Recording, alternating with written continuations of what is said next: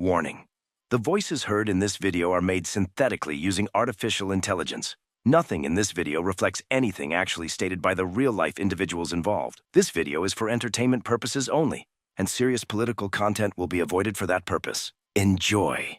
Bonjour boys and boy girls, and that banging spectrum between. It's Based Bill bringing you a base cameo episode of Dragon Age. Welcome back, viewers. Oh great, even with Sleepy gone, the Democrat to Republican ratio is unbalanced, just like in real life. I've been meaning to ask about that. Where is Joey Boy anyway? I appreciate the invite, but Bill isn't as based without a bard. Him and Donald have massive beef, and he hasn't responded to anyone's texts, so your guess is as good as mine, Bill. I'm hoping we can light some kind of beacon to bring him back. Dr. Bill suggests 10 cc's of elf baddies, and given what I've seen with your series so far, Sarah is just the elf baddie to get the ball rolling, boys. Oh great, even with Joe not here, the British elf simping is an ongoing epidemic. Donald, we have been over this. You can't deny your inner feelings by being at Tsundere. Just embrace the art and let what happens happens. I don't know what that means, but I think I need an adult. I am an adult. We are talking to the youngest squad mate in Inquisition, and somehow she is still more mature than the both of you. They're the good thing that means a bad thing is about to happen. Like in Denerim, when the Blight ended. Wait, hold on. What did Sarah say about Hawk? I was lost trying to tame the Tsundere to my right and didn't catch that. Don't worry about it, because she is talking about how we kicked the wardens to the curb for their blood robe activities. Damn, Donald, I didn't think you would edge the wardens out of the South like that. The Origins player in me kind of hates that, but the devious side of me thinks giving the wardens a 4-year-long timeout is needed. That's certainly one way to look at it, Bill. Though I would have preferred the warden support in this playthrough myself, being honest. Yeah, of course you would have, Goonbama. Anyways, this conversation here confirms that POTUS kind of met Sarah back in the Denerim markets, right? That's right, Donald. Sarah was the original Red Jenny quest giver from Origins, and she lived in a state in the markets while putting out childish requests for her Red Jenny contacts. Eventually, when the battle for Denerim happened, she had to retreat from the city, which she did thanks to her natural skills in archery. She then wandered around the eastern part of Ferelden until eventually arriving and setting up her Red Jenny operations in Val Royeaux. Sarah was really lucky she didn't live in the Elven Alien Age during the 5th Blight. There were fires and glitchy werewolves everywhere. Oh, also everything Vine did to the women. I feel like one of those was somehow more dire than the others. The Cockney elf would never admit how bad things got for the elves, though, which is one of the few things I appreciate about her character. Yeah, you're still the same old Donald. Anyways, we are just now receiving Sarah's companion quest. I thought this quest comes fairly early in the playthrough, Obama. It does, as this is the last companion quest that doesn't need any main quest triggers. However, we have only talked to Sarah once since arriving at Skyhold, and have more or less ignored her since then. Since the name of this episode is Companion Quests, though I would appreciate you tackling this today, Bill. Misusing my authority to help a pretty girl in need? You came to the right president, Barry. Hopefully poking the stick at the rich people and nobles doesn't trigger Donald too much. Oh please, this is essentially elaborate elf rage bait. I wouldn't fall for regular rage bait, let alone bait from an elf that targeted rich people. Press X to doubt. All right, Sarah. I'll have someone look into it. It's fun, right? Being important without doing a thing. Well, not much of a thing. Not everything has to be torn skies and ancient assholes. Well, Sarah isn't the only Skyhold beauty that needs some attention. Looks like I have a date with the Inquisitors. Beautiful Secretary Josie. Tell me I haven't missed the desk activities we have with her for her romance boys. Well, you haven't, but that's because Josephine isn't our romance option for this playthrough, Bill. Cassandra is our waifu, and we have already locked it in a few episodes ago. Wait, I know I missed a few episodes, but wasn't Cassandra in 3rd place? How the hell did you manage to pull that off, Barry? Basically, he made a deal with some of the viewers who then had Obama make a deal with Solace's ex-spirit elf waifu to double-cross him in exchange for Obama making a few deals. Oh, okay, makes sense to me. Donald, why the hell did you put it that way? Wait, seriously, that made sense to you, Bill? I mean, I don't understand the whole elf politics, honestly, but making a deal from the beyond to score with a religious girl. We have all been there, boys, so the main part of the story I fully understand. Anyways, Obama, since today's episode is going to be tackling companion quests, mainly do you want me to take care of Josie's quest too? Nah, the bulk of this quest is in Val Royeaux, which we don't need to go to at the moment, so we can save this quest and the other advisor quests for a later episode. Great, so helping the Cockney elf is on the table, but giving our merchant princess some help against possible assassination attempts are off the table? Jumping the gun a little bit. Donald, we don't know that the assassins are after her.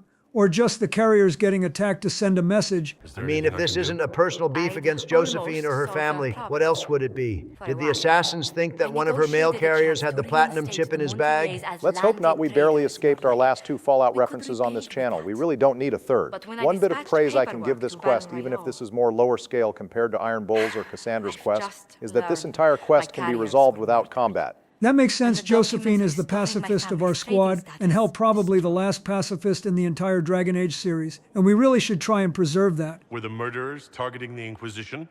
Leliana made inquiries that bore success. There's nothing wrong getting your hands a little dirty, but damn if it isn't hard to say no to Josie with a face and accent like that. Let's not dwell on that too hard before I derail our current Cassandra path and go back to under-the-desk activities. Thanks for catching yourself, at least Bill. Well, If that's viewers what it shelved takes to this get to the quest in bottom of stakes this, with Josie I'll for a meet later this date, with you. just like the Calpurnia Thank quest. you, It will be Inquisitor. relevant later. It Don't worry, means Josie, we will solve your first world problems in due time. Well, unlike other companions, Josie always has some kind of unique conversation we can have, regardless of when we finish her companion quest. Sometimes they even give us extra influence. These quests are sometimes just more elaborate war table quests, but I still appreciate her coming to us with minor issues or chances to earn fame and experience. They are some of those rare gems of role-playing opportunities we get in Inquisition 2, so I am all for them. This isn't one of the side quests, though. This is just her comments after Here Lies the Abyss, thought the since same we thing. found out, or rather confirmed, that our mark is from the Elven Orb and not from the Maker himself. I sure hope those comments about the mark hurting or being a curse on the Inquisitor's health don't come up later to bite us in the ass, because that would suck. Only when I laugh. Very good. Catch you later, beautiful. But with the 2 ladies taken care of, let's go finish up that request from Sarah at the war table, shall we, boys? Sounds good, Bill. And while we are here, we can include you in our favorite pastime narrating some interesting war table quests. We picked up a few new ones thanks to completing a main story quest. I'll go first. There's a riot breaking out in Cumberland, and some mage refugees are in danger of possible Venatori attacks. I'll send Leliana in to extract the mages and the artifacts safely to Skyhold. Wasn't Cumberland where the mage grandma held the peace talks in Awakening? Yeah, the very same. It's why we picked up that Anison's lady in the Wending Woods as well. I guess I will go next. Looks like we can save some base dwarves who were captured by the Venatori to be held as slaves. In honor of Georgie, I will send in the military to free them and bring them back to their holes. Looks like they were already saved by a different group of base dwarves from Kal Sharok, of all places. The only other dwarven city outside of Orzammar, and they are interested in our Inquisition as well. They know where we can hunt some Tevinter robes, and to try and make the dwarves extra happy, I will send some merchant princess ambassadors along with the soldiers. Unfortunately, that was the wrong call, Donald, since the Kal Sharok dwarves are always watching and didn't take kindly to adding extra bodies on the main tunnel, even if we did just come in peace. Fortunately, we still get the same reward regardless of who we send to this quest. And unfortunately, that calls it for Kal Sharok, until we reach Veilguard. Well, with the main quest completed, we can finally end the Dalish quest line once and for all, and we have one last chance to finish the trilogy squad, wiping every Dalish clan. Donald, after everything you pulled last episode, do you really want to trigger the viewers more by killing the Dalish clan? Can't we mix it up for once and save the hardest clan in the series to save just to pull a massive Uno reverse card? Fine, whatever. It's not the same wiping them out if we can't do it in person anyway. Besides, without seeing Joe's reaction, the elf genocide just wouldn't hit the same. All right then. Well, we only have 2 more quests left to save the Dalish, and this time we have to choose 2 very specific advisors for each quest, so players have a 50-50 shot of failing the quest instead of a 33% chance. For this first quest, investigating the Duke, we have to pick Josie here and form an alliance with another noble, pretending to be on the Duke's side. If we send Leliana to kill the Duke, then the rest of the city will turn against the Dalish out of retribution, which kills our clan. Last quest, and then the Dalish are safe to frolic free in the woods. Or beef with dogs, dealer's choice on that one. Looks like we found out the Duke is poisoning the water supply with red lyrium. We can either send in our own forces with Cullen or send Lyanna's agents to rally the Dalish and city elves to create a militia. Sending in Cullen gets the clan killed, so we will just create an elf rebellion and save the day. Actually, isn't there one more chance to get the elves killed here? Sure, the Duke is dead, but the clan just chilling in the city after a war seems like a bookmark sort of ending, doesn't it? Oh, right, there is one more quest after the Winter Palace main quest is tackled, where the clan can still die despite all of our work so far. We can cover that later on, though, and get a unique mount for all of our trouble. For now, though, let's go take care of Syrah's short personal quest to kick off the gameplay train. I wouldn't have it any other way, ladies first after all. Wait, I can cope with the fact she has daggers, but what the hell is that armor she has on her? It looks stupid. I think it's a random medium armor we picked up somewhere in an earlier episode. We haven't actually brought Sarah along on any quest so far, so I think Sleepy just threw something together for her off screen. Thankfully, we are going to be 5 or more levels above the mercenaries here, so even if we had basic starting equipment, we should be able to survive this standard Dragon Age 2 ambush. Obama, we are playing Dragon Age Inquisition, not Dragon Age 2. You're mixing up the games worse than Joe. Oh, right, my bad. It's just a companion quest amounting to a random ambush and fight scene just took me back unintentionally. Can't blame you for that, Obama, but I can look at you all sideways for this poor group drip situation. We have 3 lovely ladies in the party and only Vivienne has some good-looking drip. Even our drip isn't on point since we already finished the Warden plot lines last episode. All right, fine, Bill. Once we get back to Skyhold, we can re-equip the Cockney Elf and our Inquisitor with better fits. We have plenty of mining resources anyway. We are overdue for an armor change as is. You might want to focus up here, though. We have the Walk Softly trial on, so it's likely one of these guys is going to be promoted. Oh please, I personally helped write 1.5 of the entire 4 Dragon Age games since I got shafted from writing credits in 2, and Inquisition No Enemy in Here is going to be a challenge for old Bill. Unless these guys have another cheating cave Argonian, I am chillin', boys. I am surprised my waifu squad and the elf glaze haven't brought back Joe yet last time in Witch Hunt. It only took an elf girl being on screen for 1 minute for him to make the biggest U-turn back to the office. Yeah, that is really weird. Bill, hard to say what happened. Maybe he is busy writing songs or playing Dragon Age 2 to join us. Donnie, I know when you're holding back something from me, open your mouth and spill it out. Phrasing, please. Look, Bill, I really don't know what to say, and I really don't want to talk about it. Besides, we have some elf plot to get through now that the random noble bandits were killed, and Obama probably has some yaps about this guy. One of the only times you want me to talk about random NPCs lore. Yeah, that's not suspicious at all. There's not too much to say. Harmond is a minor noble from Ferelden, given the accent, and he is trying to beef with the Orlesian house over land. Essentially, both him and an Orlesian noble are trying to occupy a land with their people, so that a court can award it to that noble house. If anyone thought Josie's quest was first world problems, this is entirely on another level. Sarah got involved with all this because Harmond found out some of his servants were leaking information to her. Although Harmond believed they were spies for the other house at first, Harmond wasn't relieved when the spies were Red Jennies and still wanted to take out Sarah, thinking she was just a standard Thetis bandit. Unfortunately, she has the biggest army on the playground on her side, so Harmond here is kind of screwed. Damn! I'm all for maximizing your portfolio and revenue, but this pussy needs to be leading the charge like a true human noble would, not just playing musical chairs with soldiers. Another interesting fact about this guy is that his voice actor Stephen Kelly won a contest to voice Harmon here, as several voice actors submitted lines and they add their voice to the Inquisition contest. I mean, congrats on winning the contest, bros. Voice acting is solid. It's just too bad you are voicing this ass biscuit coward over here. Did you mean to duo with Sarah there with that line, Donald? Maybe you are a man of the people? No, shut up. I didn't mean that at all. It was a goddamn coincidence. I would rather side with a rich coward than a British elf, although both of them deserve the curb that I'm supplying. Well, it's good to see we have the nobility knowledge perk for the extra outcomes, but if I remember right, Barry, none of these choices matter except for dialogue and Sarah approval, right? Yeah, unfortunately we don't get agents, an ending change on the divine choice, or a massive war table quest line that gives us a major reward. Instead, we just get approval shifts and keep it pushing. There is a small Red Jenny quest line from the war table, but they don't lead to an overarching plot like the Canary quest, and instead just give some Sarah approval for each one completed. Not really surprising. If I had to pick one companion that didn't matter to the plot, it would be Sarah and the Red Jenny poor people. Counterpoint, she is a baddie, and not every companion needs to be entirely relevant to the plot, Donald. Zevron, Liana, and Sten barely mattered to the plot in Origins, yet plenty of people love them. Vivienne and Fenris aren't super relevant to the main plot either, but you wouldn't be caught dead without them in your party, Donald. Also, Bill, you know about the mechanic here if you ask too many questions with this guy, right? You mean about the fact that I can only ask him 2 questions, and if I ask him 3 questions, Sarah does her own renegade interrupt and kills this guy for us? Yeah, don't worry, I am done asking him questions after this one. I don't need to hear what he is offering since it's actually nothing, and we aren't giving him anything in return. Based as always, Bill.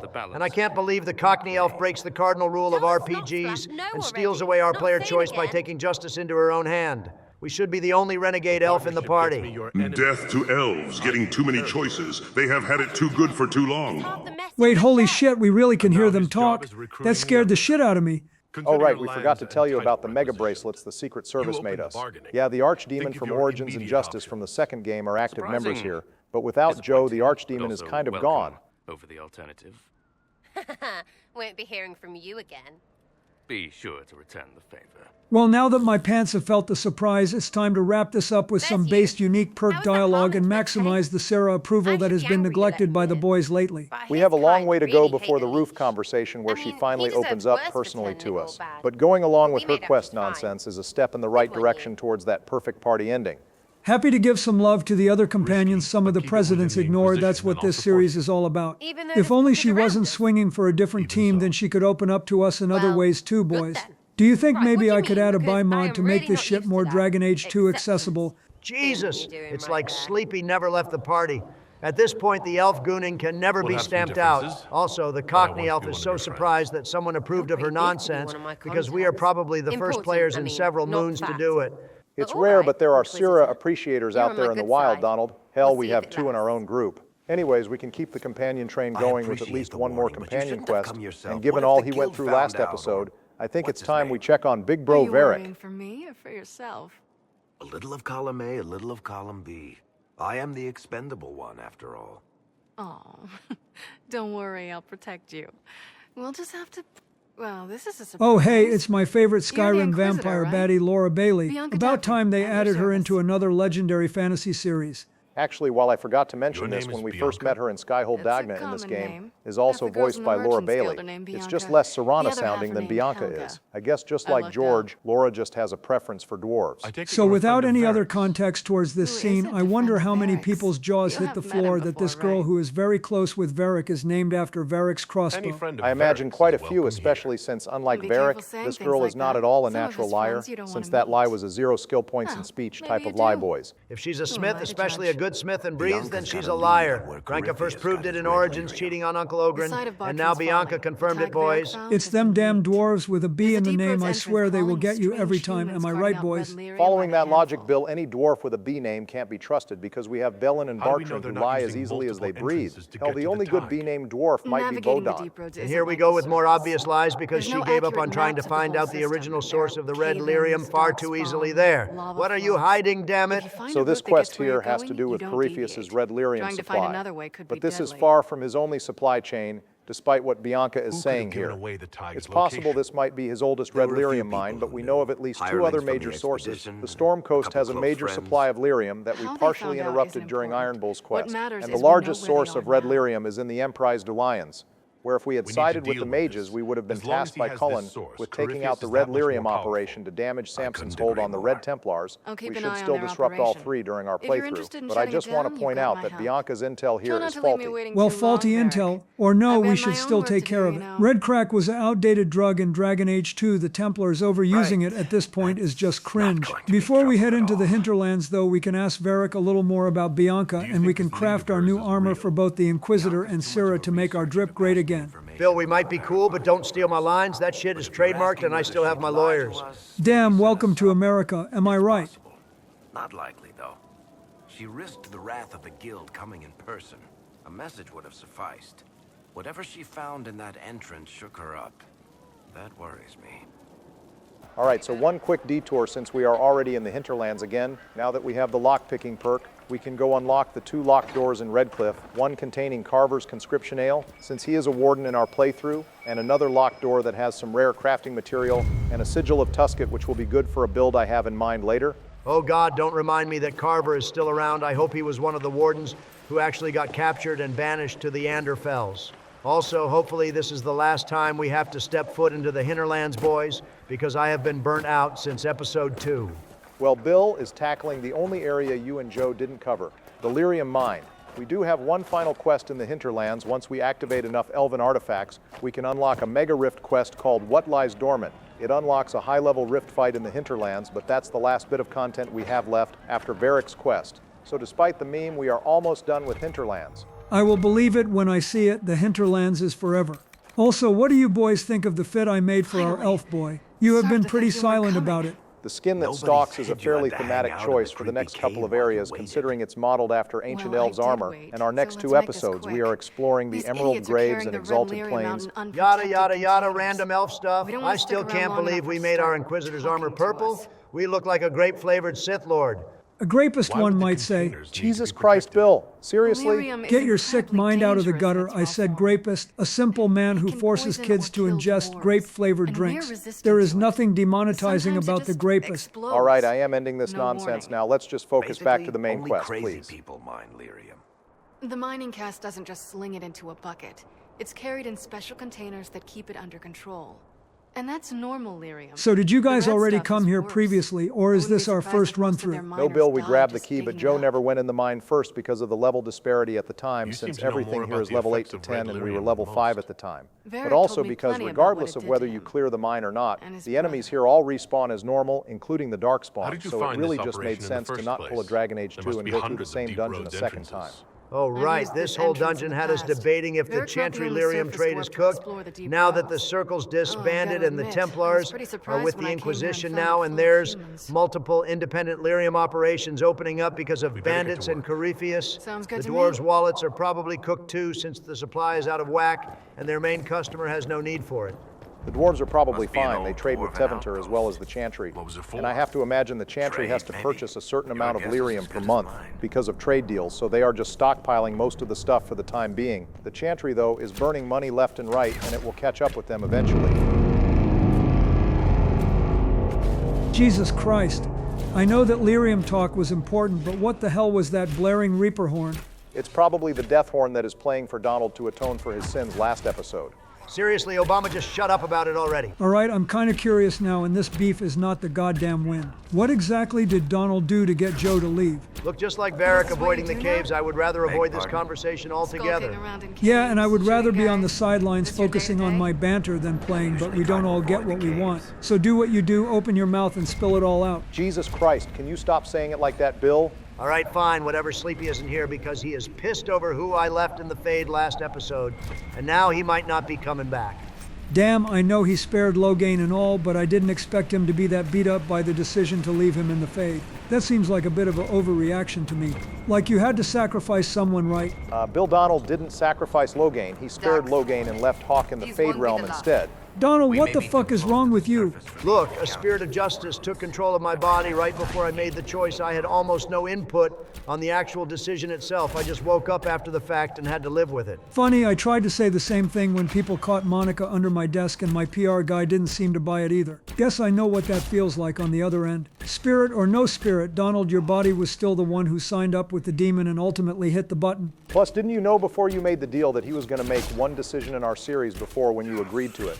I just assumed Bro would do something small like handle the judgment of the Emprise du Lion Noble, or maybe just make Cole more spirit-like. Why would I care about any of those things? I was originally going to make you side with the mages in Inquisition and free them, but when I felt your hate for sparing Logain, I was drawn to a far more personal crusade. See, Donald, your pettiness even corrupted justice to doing this. He was just going to do blind mage simping before this. We could have been back to our regularly scheduled content by now. Why the hell are you blaming me instead of the literal righteous spirit to my right who made the actual decision at the end of the day? I'm the victim too. See, now you're thinking like a real YouTuber, Donald. Good work. Look, honestly, looking at this from a third-party point of view, it's probably 50-50 you accepted the deal and put the idea in Justice's head, and Justice pulled the trigger. The main issue is you're a human being and our friend. It's easier to hold you responsible for this than an awakened AI spirit. Especially since if he really is from the game series, then he follows the same rules You as had a me spirit, worried, you know. which means he can only What did I mold do himself now? from his host body, That letter and his you sent nature me can't about be the red debated lyrium or was the threatened first I'd against. heard I don't from appreciate being Chantry. treated like I am some mouth-drooling iPad kid needing a father Seriously, if figure. you died in I may that have only mess, I'd have come existed back in to this Kirkwall series a and dug year, you up just to but kick your god damn it, ass. I am What would 300 you do in if I spirit didn't leave years. Yeah, and I will your say the ass. same thing I said to Vance. I have enough kids. I don't have the energy or time for any more unless we are talking about the god baby from Mommy Morrigan herself. What Justice sees is what he gets at this point. So I'm just happy we don't have any more choices that he can assume direct control of. I'm sorry, didn't I just say that I am not some sort of child being pushed into the corner? We still have deals drawn up Orange One, and I am not some kind of silent whore you hook up with in secret. Oh Lord, we have a domestic dispute despite my dirty dealings with dangerous darkspawn in the deep. We agreed to one choice, and that one choice has led to me getting chewed out by Obama and Bill nonstop. So it's obviously best if you lay low for a bit until I can do some damage control, which is what we agreed on. Anyway, I don't really care about built Hawk, these doors. but you're They not the probably one who shut has this to one from the other apologize or side get when they heard punished, the so you'll ruckus we were forgive me if making. I am not too considerate right now. All right, Orange One, I won't say a thing to you, but I will be damned if I get thrown under the bus when justice needs to be done. Try not to die to a slutty demon while Bill is playing while I am gone. I've been known to Wait, build so the first he occasional can trap, assume weapon, direct or control of otherwise me and lethal now he can device teleport now and then? away? I take it you're a builder too? You've got the telltale, how do I take that apart and put it back together look in your eye. Moving on, this was the one and only unique conversation we can have with our might have artificer been word for word specialization, what I since was both thinking, Bianca yes. and Varric are in the If same you're going to profession. replicate I appreciate these, having some start with unique a lock dialogue and for our build outward. specialization, but I Trust wish me, it came up it'll more save a often lot for of every time. specialization, since it directly relates to how we fight and who we are. After Nah, you? the only time we get extra dialogue from everyone in any Dragon Age is by agreeing to the BioWare Mage agenda and playing a robe ourselves. And we all know what happened to the last robe we played. You do have somewhat of a point. Rogues and warriors can give their perspectives on quests and decisions, and unique kills the same way mages can when magical shit happens. But warriors and rogues just get scraps compared to them. It's not as blatant in this game as it was in Dragon Age 2 or Origins, but it's still there. I'm afraid it's just a thematic choice because of how mages are seen in this world. People treat them as a foreign species almost because of how powerful and dangerous they are. Of course they are going to be able to do things that non-mages could never do. Although This is warriors and almost rogues fun. can do things that a Kinda like mage old can't, times. and that should be expressed more, I agree.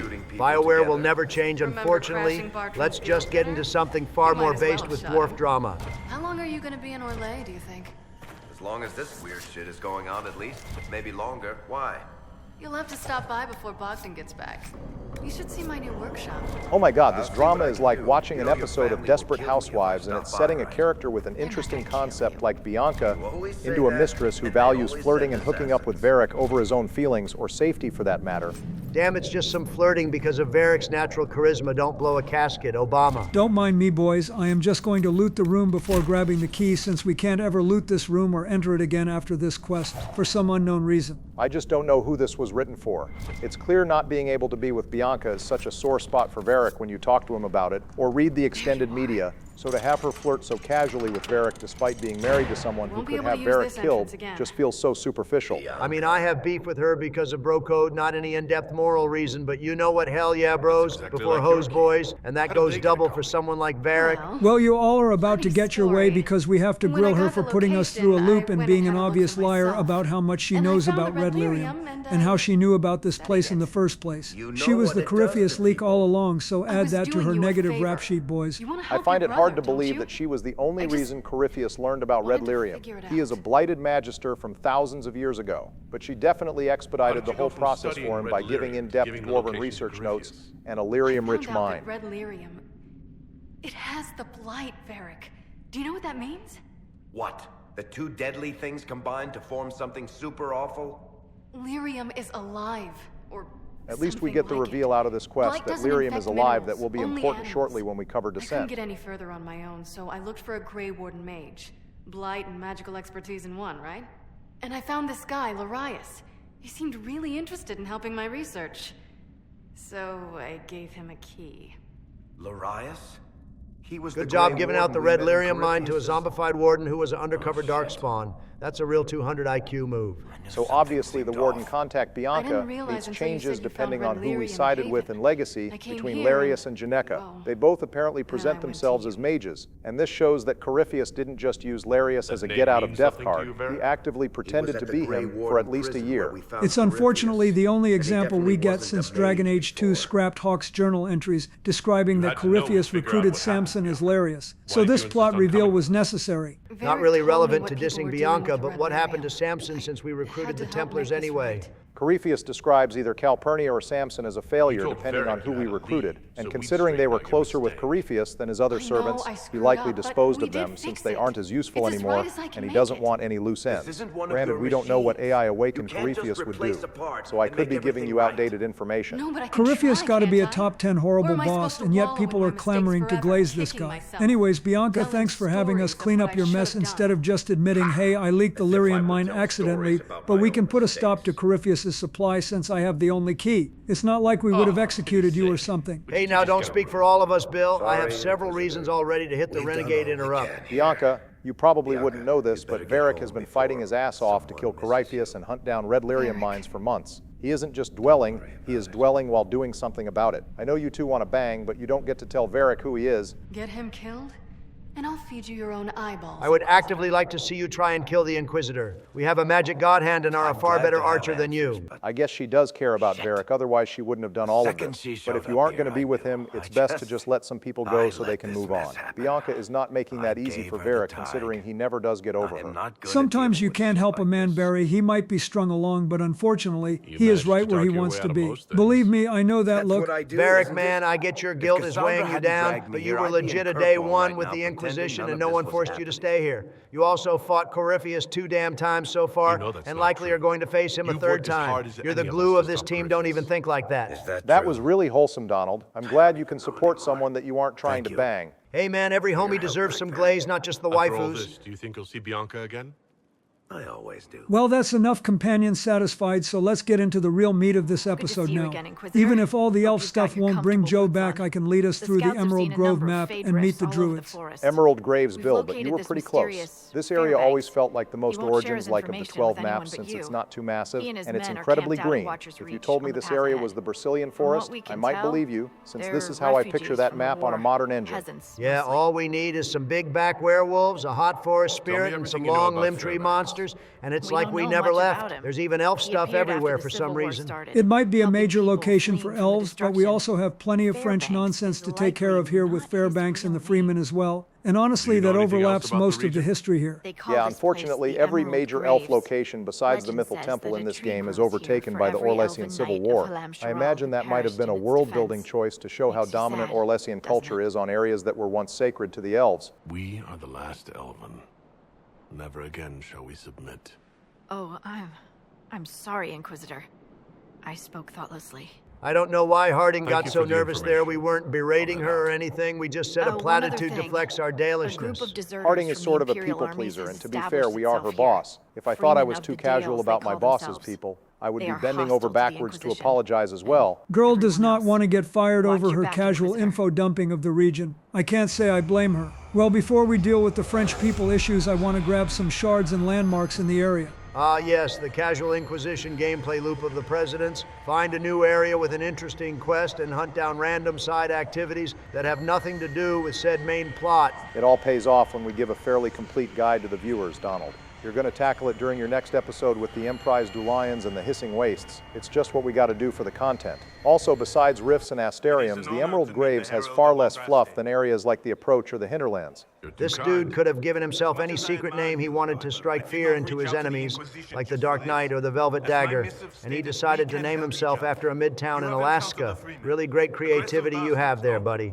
The name has more significance than that, but I do like Fairbanks as a character. He's someone who just wants to do good, because it helps people and does what he can with his means. I have to respect any kind of proactivity in the Dragon Age world, where most people lean on the main character to solve their problems. I mean, to be fair, he is still asking the Inquisitor for help with his problems. That's true, he is, but he is asking for military support because they are a refugee camp, and in return they have intel that can disrupt Corypheus's operations. They aren't also asking for food, water, and medicine help. They run a pretty organized ship, excluding the fact that almost no one here is a warrior. Also, and I know this might sound too heavy-handed to say, but dude just is very friendly and competent. He has intel on the Freemen officers we have to take out so we know where to go, and was nice with the Inquisitor too. Damn, Obama, I see you moved on from Dorian and Logain real fast. If you're already glazing a new man, I'll try to keep it on the down low for you since we are bros and all. Eat a dick, Donald. I think that's kind of the idea he is getting at, Barry. Anyway, I saw a Veilfire torch here randomly. Does that mean there is a random rune somewhere close by? Yeah, there is a randomly scaled lightning rune on the entrance path into the camp, as well as several smaller quests we can pick up through notes around the camp. The first main plot we should tackle is the Freemen officers, since they are all fairly close in the area. Then once we take care of the officers, we can fight the Red Templars, which are a final boss of sorts, and then we can tackle a few other side objectives like some secret caches, eventually wrapping up with another dragon fight as always.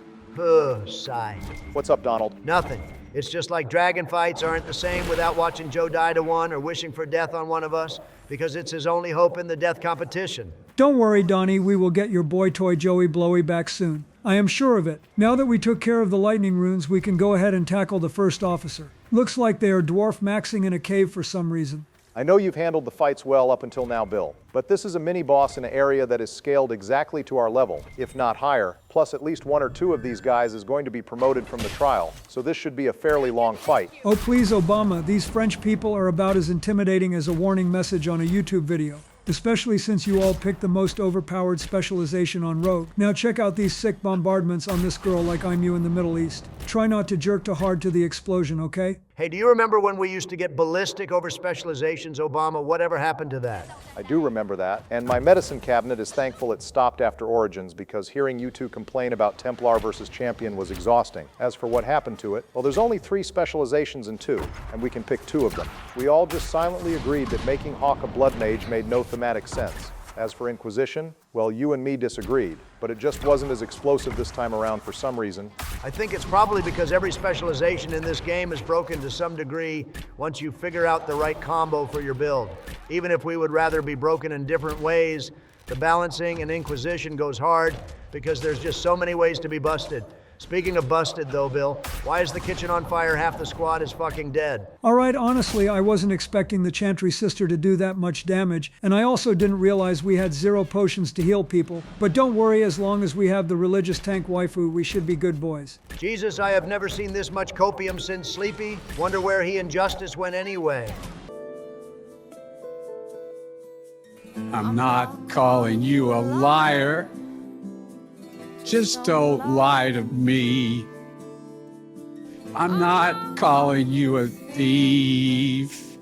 Just don't steal from me. I'm not calling you a ghost. Jesus, this is even more depressing than I thought.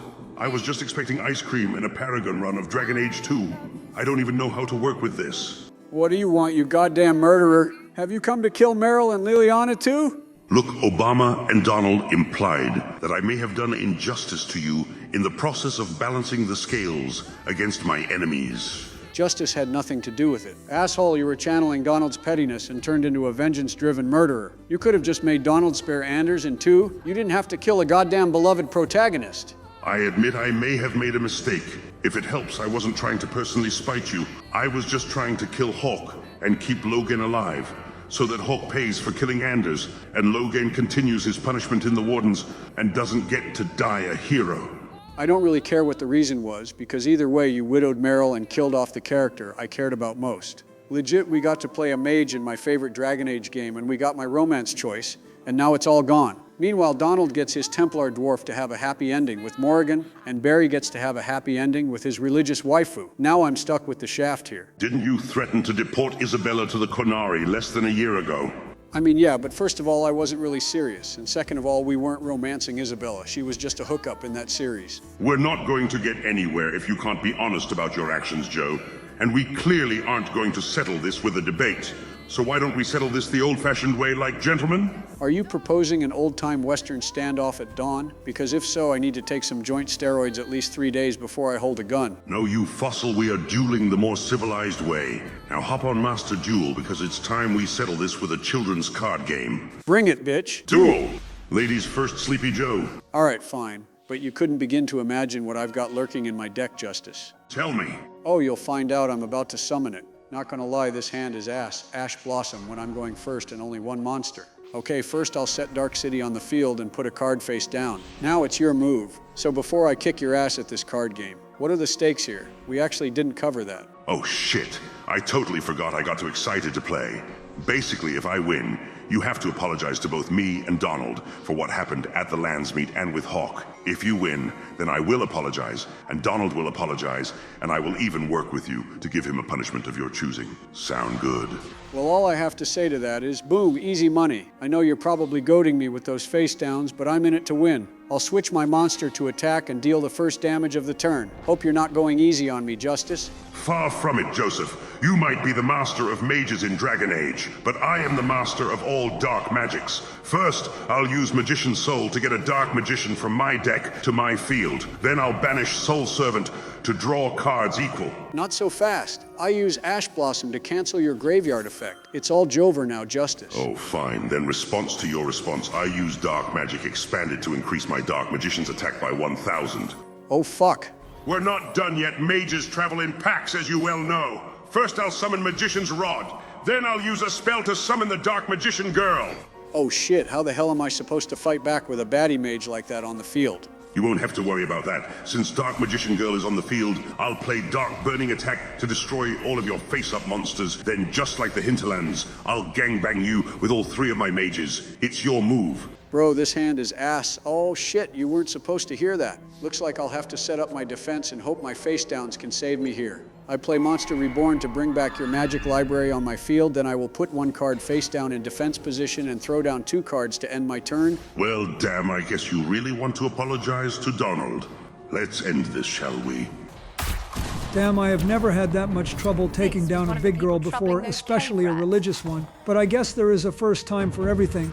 I'm just amazed you finished that fight without a squad wipe with 0 potions. Anyways, she does have a unique mace called Soul Kisser on her. Honestly, a fairly strong one-handed weapon for Cassandra, until we craft a better late-game item since it has a rune slot and automatically heals health on hit, which with Cassandra's constitution and resistances is a good idea. Yes, that way. Yeah, sure thing, Barry. Every waifu deserves a little upgrade. I might as well loot around the room here. I know there's some mosaics and chests and a red lyrium shard for extra Veric approval. Oh, and I guess free this damsel too. I'm sorry, but who the hell named you Gertrude? That is a worse punishment than being in a French cell being honest. Unfortunately, Bill, until we release her, she is going to complain like a lot about freeing her. If you value your patience, I suggest you just free her first and get it out of the way. Nah, Barry, once I focus on a task, I have to finish it. Besides, I have plenty of patience. I dealt with nonsense for 8 years in the White House. I think I can handle 1 girl complaining. That's the way. Oh my God, woman, if you're going to make noises like that, either blow me or shut the fuck up before I leave your ass in here. Then you can shout no, no, no all day at someone who cares. Jesus, Bill, I mean, we were all thinking it, but still. Who the fuck is we? I don't speak French, Donald. All right, with the most annoying woman in the world saved and out of my head, we can move on. I want to go restock at a new campsite, but before I do, I have 1 more objective to do on the way. Don't worry, viewers, Donald already told me about the drinking competition, and I am on it. Thank God. The drinking competition is literally the only thing keeping the filler episodes alive for me and all the viewers. I don't know why, but I have the strangest feeling that the viewers like the filler episodes for reasons other than drinking, although I can't really imagine what that is. Just call it a hunch. All right, well, when we want a hunch, Nerdbama, we will ask for it. But for now, we are going to focus on the drinking competition to survive the Asteriums, shards, and secret caches. So take another shot for finishing the Rift Quest, viewers. I'm more so amazed Bill is clearing this Fade Rift despite the spirits being the same level as him, and Syrah and Vivienne being on death's door. Well, despite Donald's hate of the specialization, the ultimate with Tempest is really goddamn good since it's an auto-attack move that makes Syrah immune to damage while she casts it. It's basically Master Ye's Alpha Strike on crack. So take another shot. Now let's grab the next landmark and kill more French leaders. Damn, that's a big dude with an even bigger axe. Is this a Dragon Age boss, or are we about to fight Lawbringer from For Honor? You would be a law bro, main Donald. Anyway, there is some interesting drama happening between the boss here and the general that is further inside the villa. Most of the Freemen are former soldiers of either Gaspard or Celine who have grown tired of the death and destruction inflicted by both parties. Durham here, however, is a Venatori agent disguised as a former Orlesian officer in order to secure the Freemen as an army marching under Corypheus. He is the one who initially set up the deal between the General Maleficent and the Red Templars. However, Maleficent is weirded out by the Red Templars and plans on breaking the alliance. Durham has a note on him that reveals he is coming here to convince Maleficent to rejoin with the Templars. Given the fact he came with his own men, convince probably meant to slime out Maleficent and take over to make this merger with the Red Templars far quicker. Given the fact that other officer was in a mine with red lyrium, that merger was going to happen quicker than any of them realized. You're closer than you think with that. We can find a note on Durham that the people we rescued from the mines were going to be sent to Suladin Keep, which means the first boss we killed was well aware of what the Red Templars were planning. And we will see exactly what goes on at Suladin Keep during my episode when I storm and capture the last fort for the Inquisition. So stay tuned, viewers. Oh damn, so you guys are doing the Emerald Graves, Exalted Plane, and Emprise Dulions back-to-back. I see you had a whole plan for this series, huh? Exactly, Bill. And to add to the connectivity after we explore all aspects of the Orlesian Civil War, we are going to handle the Peace Talks main quest at the Winter Palace to put a bow on the Orlesian storyline of Dragon Age. Until Orlais blows up in Veilguard, that is. Anyways, let's grab the execution axe off the big boy and finish his food for him by taking out his general in the villa. The Freemen's leader should be holed up here. This place has seen better days. Do you expect cleanliness from a group of thugs, Inquisitor? Damn, Vivienne doesn't just kill her enemies, she has to make fun of their design and cleanliness first. Really just emasculate the hell out of these boys for free. I mean, if they don't want to get the verbal treatment and get stepped on, we can introduce their French asses to the nearest fancy curb. Well, the general is a rogue, so unfortunately he is going to hide in the shadows until we kill enough of his guys to show up. Translation, we have some Dragon Age 2 wave combat inbound, and we are going to be here a while. Oh, very clever putting your fat-ass claimant face down. I don't have anything to kill him with. You survived one more turn, but with no cards in hand, and clearly none of those cards are traps, or they would have triggered when I attacked. So draw your last card, and let my Dark Magician end this duel for the mages. Ha! You're right, at first I didn't have any traps, but I just drew one, so go ahead and attack me if you want justice, but I wouldn't recommend it. Oh, please, you might act like you're more honest than Donald, but you're still full of shit. I bet you drew Oversoul or some other Jaden bullshit. Time to die with your claimant. Not so fast. I play Drowning Mirror Force, so now all your face-up monsters get shuffled back into your deck. A politician that told the truth? I didn't see that coming.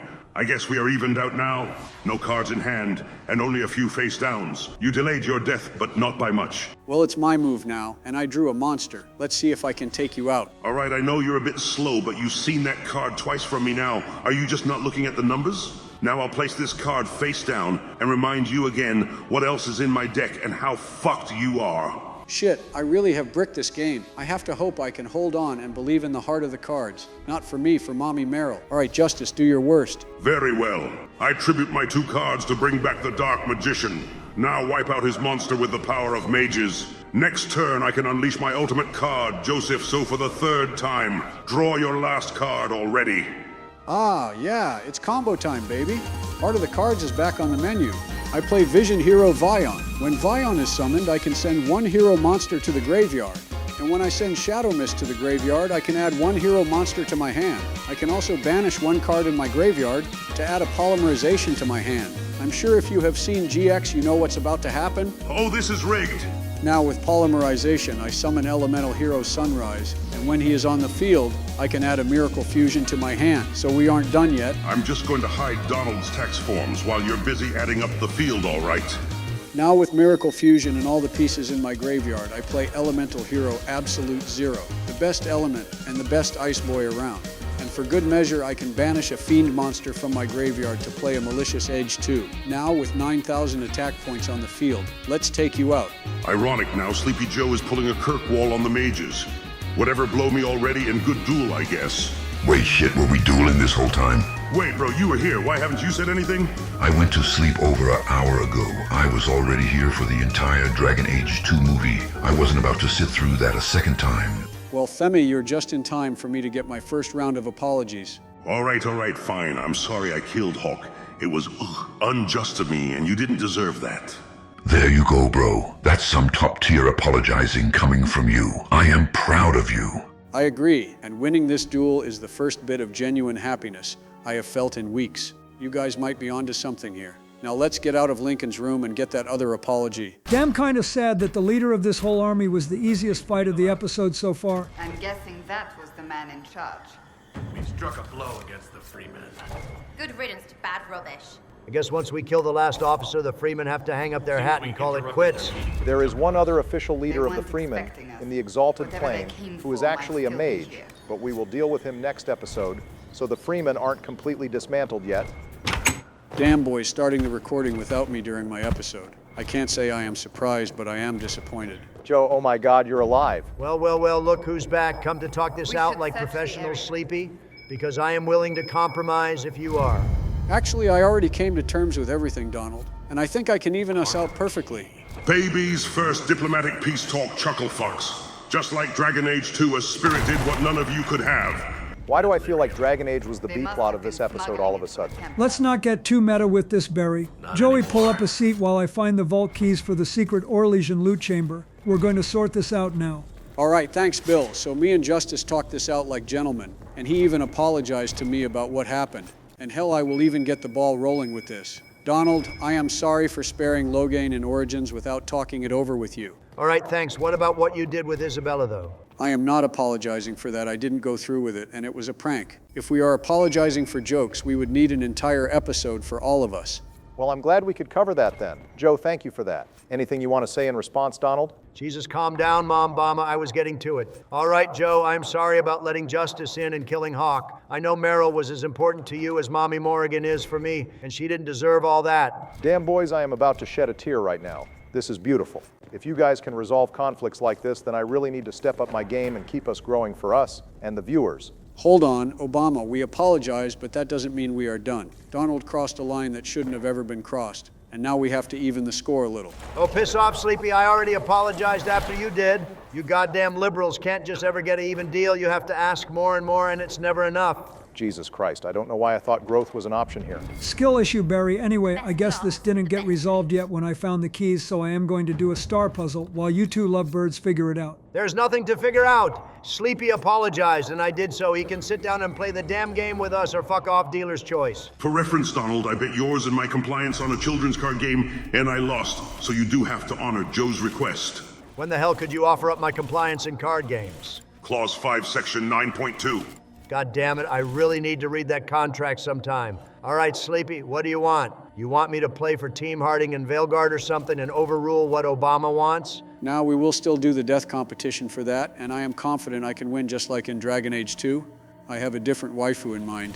We are all going to play Baldur's Gate 3 at some point, and unlike Dragon Age, we can all pick our waifus for that one. As punishment for Hawk and Justice's deal, I want you to go maidenless that playthrough. But what about Mommy Minthara? An elf waifu for an elf waifu, Donald. It's the only way. Agree to this and we are even, I promise. Fuck it, fine. I don't need the new Gen Baldur's Gate romance. I have Mommy Morrigan. It's all I need. Yeah, sure thing, Donnie. Let's see how long that lasts. Anyways, Joe, you want to swap commander's seats here? It is still your episode. I just kept it warm for you. Yeah, sure, we can swap out after this Fade Rift fight. I might need some catching up on where we are in the game. I mean, I know we are in the Emerald Grove, but have we already defeated the goblins? Or do we have to contact the Shadow Druids still? No, it's fine. It's good to have you back, Joe. So the main thing you missed is Bill took care of Sarah's and Varric's companion quests while you were gone. He got both of their approval fairly high, so you won't miss any of their high friendship conversations during the next couple of episodes. Other than that, you haven't missed much. Bill got the first half of the shards collected, he got 2 of the Fade Rift sections taken care of, and he took out 3 of the 4 Orlesian officers. I guess after this Fade Rift, you can handle the last one. Oh, thank God he didn't kill the dragon yet. I was worried I wouldn't get a chance at redeeming myself for the Sith dragon. I did wonder why we had Sarah on the team, but I appreciate the elf girl boss getting some screen time for once. I do need to swap out Vivienne for Solus, though. I can't play without my arcane warrior. Spoken like the true elf-loving mage fanatic you are. Can't wait to see the dragon eat your ass at the end of the episode. Bill, I know you like your waifu squad, but Syrah and Vivienne are not holding up their end of the fights this episode. Nah, Bill is playing this fine. It's just the fact the spirits are promoted with extra barriers is the main issue. Honestly, I like our Inquisitors and Sarah's new drip, but we probably should have focused on getting a few strong combos going with Kitty's collar or use some Fade Touch materials to break the game. Joe, we are already hitting our specialization power spike and dying less. Do you want this game to be piss easy? Again, Joe, we aren't doing anything overpowered until it's time for the DLCs. By then, we can unlock all the shards and materials we need and can test out our overpowered builds against the strongest enemies in the game. And of course, Corypheus. Well, viewers, take another shot for the Rift quest and my last fight of the episode. Also, we have a Rare Girl squad mate yap incoming. Provided they fulfill their purpose. Too many have suffered since the Mage Rebellion began, but we cannot ignore the abuses that prompted it. Without change, we risk repeating the events at Kirkwall. Or recreating its opposite. An overly lenient circle is a comparable threat. Kirkwall was lamentable, but it was the blithe misuse of power, not restrictions, that led to the first blight. Vivienne was absolutely cooking there. The woke mage agenda wants all the robes to be free until the mages start creating darkspawn and blood sacrificing your mom. Kirkwall was a lesson that you fuck around and find out. The circle is to keep everyone safe, not kick mages while they're down. Kirkwall was still a damn massacre. If all the circles turn out like that, there wouldn't even be mages left for the Templars to manage and abuse. You say that like it's inherently a bad thing? The less mages we have, the less chances we have at blood magic or fade rifts bursting through the sky. Besides, now that the mages are out of the circle, they are unemployed and don't contribute anything positive to society now unless they joined the Inquisition or stayed in the circle. All of the mages would have jobs by now if we had saved them from the Venatori enslavement plan. Now, if they try to back out of the Venatori, they get executed or worse. Explain that to all the unemployed mages in the hinterlands that we killed because they acted like normal bandits. It took Joe being back for all of 5 minutes before we got into a pissing match between mages and Templars again. We are so back, boys. To be fair, the game isn't going to bring up mages versus Templars anymore, so it's up to us now to keep the debate alive in both the series and the live chat of this video. Besides, Vivienne and Cassandra brought it up first. Not me or Donald. Aren't you always saying we should stay on topic more? He does have a point, Barry. Unless you have any interesting lore on this last French officer, we should probably find something to debate about. These bastards are unnecessarily tanky. We gotta lock in with the yaps. All right, fair enough. I don't really have much other than that. He is the only Chevalier of the group, and he is considered the strongest individual agent of the Freemen. Soldiers actively begin losing hope after he is killed, unlike the General, the Chantry Sister, or the Venatori Axe Guy. Well, I bet Sleepy is thankful they just sent all the big backs in the forest instead of an empowered mage general. Well, I don't know about that. There's no mages here, just a shield guy and some archers, and Joe seems to be getting cooked all the same. Sarah and Vivienne are going down one by one. Wait, no shot, Joe. We didn't even make it to the fortress yet. These are just the outside patrols. This goddamn dude only has a shield and a tiny sword poker, but because he is promoted, he can two-shot, basically the whole squad. What did he get, like a 6-turn swords dance while we were fighting him? And now he is shoulder-checking the whole squad. Ain't no way. Sleepy just got back halfway through the episode and he still dies in the first fight he comes back to. Absolute skill issue. Welcome back, Joe. Really impressing your fans here. Bro, this guy did more damage than a pride demon, or a dragon does to the squad in one hit. Besides, stop being an asshole, we just buried the hatchet after all this time. I agreed to not romance anyone in Baldur's Gate 3, and apologize about Hawk. I didn't say anything, not roasting your shitty gameplay. Well, we will see about that. Justice, Donald is bullying me again. Get your host body, I need backup here. What am I, your helicopter parent? I don't care about this bullshit sink or swim. Damn, it was worth a shot, I guess. Well, the dude was promoted. What was I supposed to do differently? Literally anything differently, Joe. You could have used your poison or bees to get some extra damage in on him that goes through the armor. You could have spammed stealth more on Syrah or the Inquisitor to reposition. You could have had your Inquisitor farther away, or just made sure all the additional troops were dead before focusing on the promoted captain. You could have also just used potions more, since there were plenty of health potions and rejuvenation potions to use on everyone. Only positive I can say here is at least you made it into the fortress this time. All right, I heard bees and poison and position Syrah for maximum baddie damage. So that's what I am doing. Okay, someone help me out here. I don't know if it's because his model is so massive or because I have been staring at these Orlesian guys for what feels like hours now, but you said this guy was a Chevalier? Something is off about his armor if that's the case then. You are right, Donald. His armor isn't a traditional look of a Chevalier at all. Unlike most people affiliated with the Orlesian Chevaliers, August does not wear an Orlesian-style armor, with a helmet visor presenting the house of either Celine or Gaspard, or the traditional lion face mask. BioWare took extra time to make all 4 of the officer models unique, so these changes aren't a mistake, and likely are showing that he has become so disillusioned by Orlesian culture that he has forsaken most of his pride as a trained Chevalier. I mean, or this dude just wanted an armor and a drip upgrade like we did and went with a different style. But yours definitely makes the better story, Obama, so dealer's choice on what you prefer, viewers. Well, whether he is having a drip crisis or a crisis of faith, I am going to take him down with a Firestorm Ultimate and collect my well-earned reward for all these officers killed. We made the French bleed today. There's no higher bar for success than that, boys. Although the experience, agent, and unique loot we get from them are a close second. Speaking of what kind of loot can I get from this base, Barry? Anything I should keep an eye out for? There's 2 major items we can find here. One is a bottle for the Bottle of Thetis collection, and the other is a mosaic piece for the Invasion. They are both tucked away in the shacks, although I don't quite remember which one, so just be on the lookout for both. I can't even blame you for not remembering, Barry. All these shacks look the goddamn same and have the same decorations. Yeah, and the search chimes are annoying as always, but here's the bottle, and after another minute, here's the art piece. Now let's go check back in with Fairbanks, boys. Well, we spent 20 minutes yapping about the random Orlesian bosses, so we might as well talk about your boyfriend now, Obama, before he becomes irrelevant when we explore the rest of the Green Elf lands. Oh shit, Obama has a new boyfriend. Does Dorian and Tegan know? I think the better question is if Cassandra knows she is being cucked right before her eyes. That seems like a lot to tackle in a new relationship. I hate you all. I will let Fairbanks explain his situation with the refugees, then we can go from there. Tell me about your people. Simple people. Most have lost family. All have lost their homes. I found a few, helped them, Found this cave for shelter. Word spread and more came.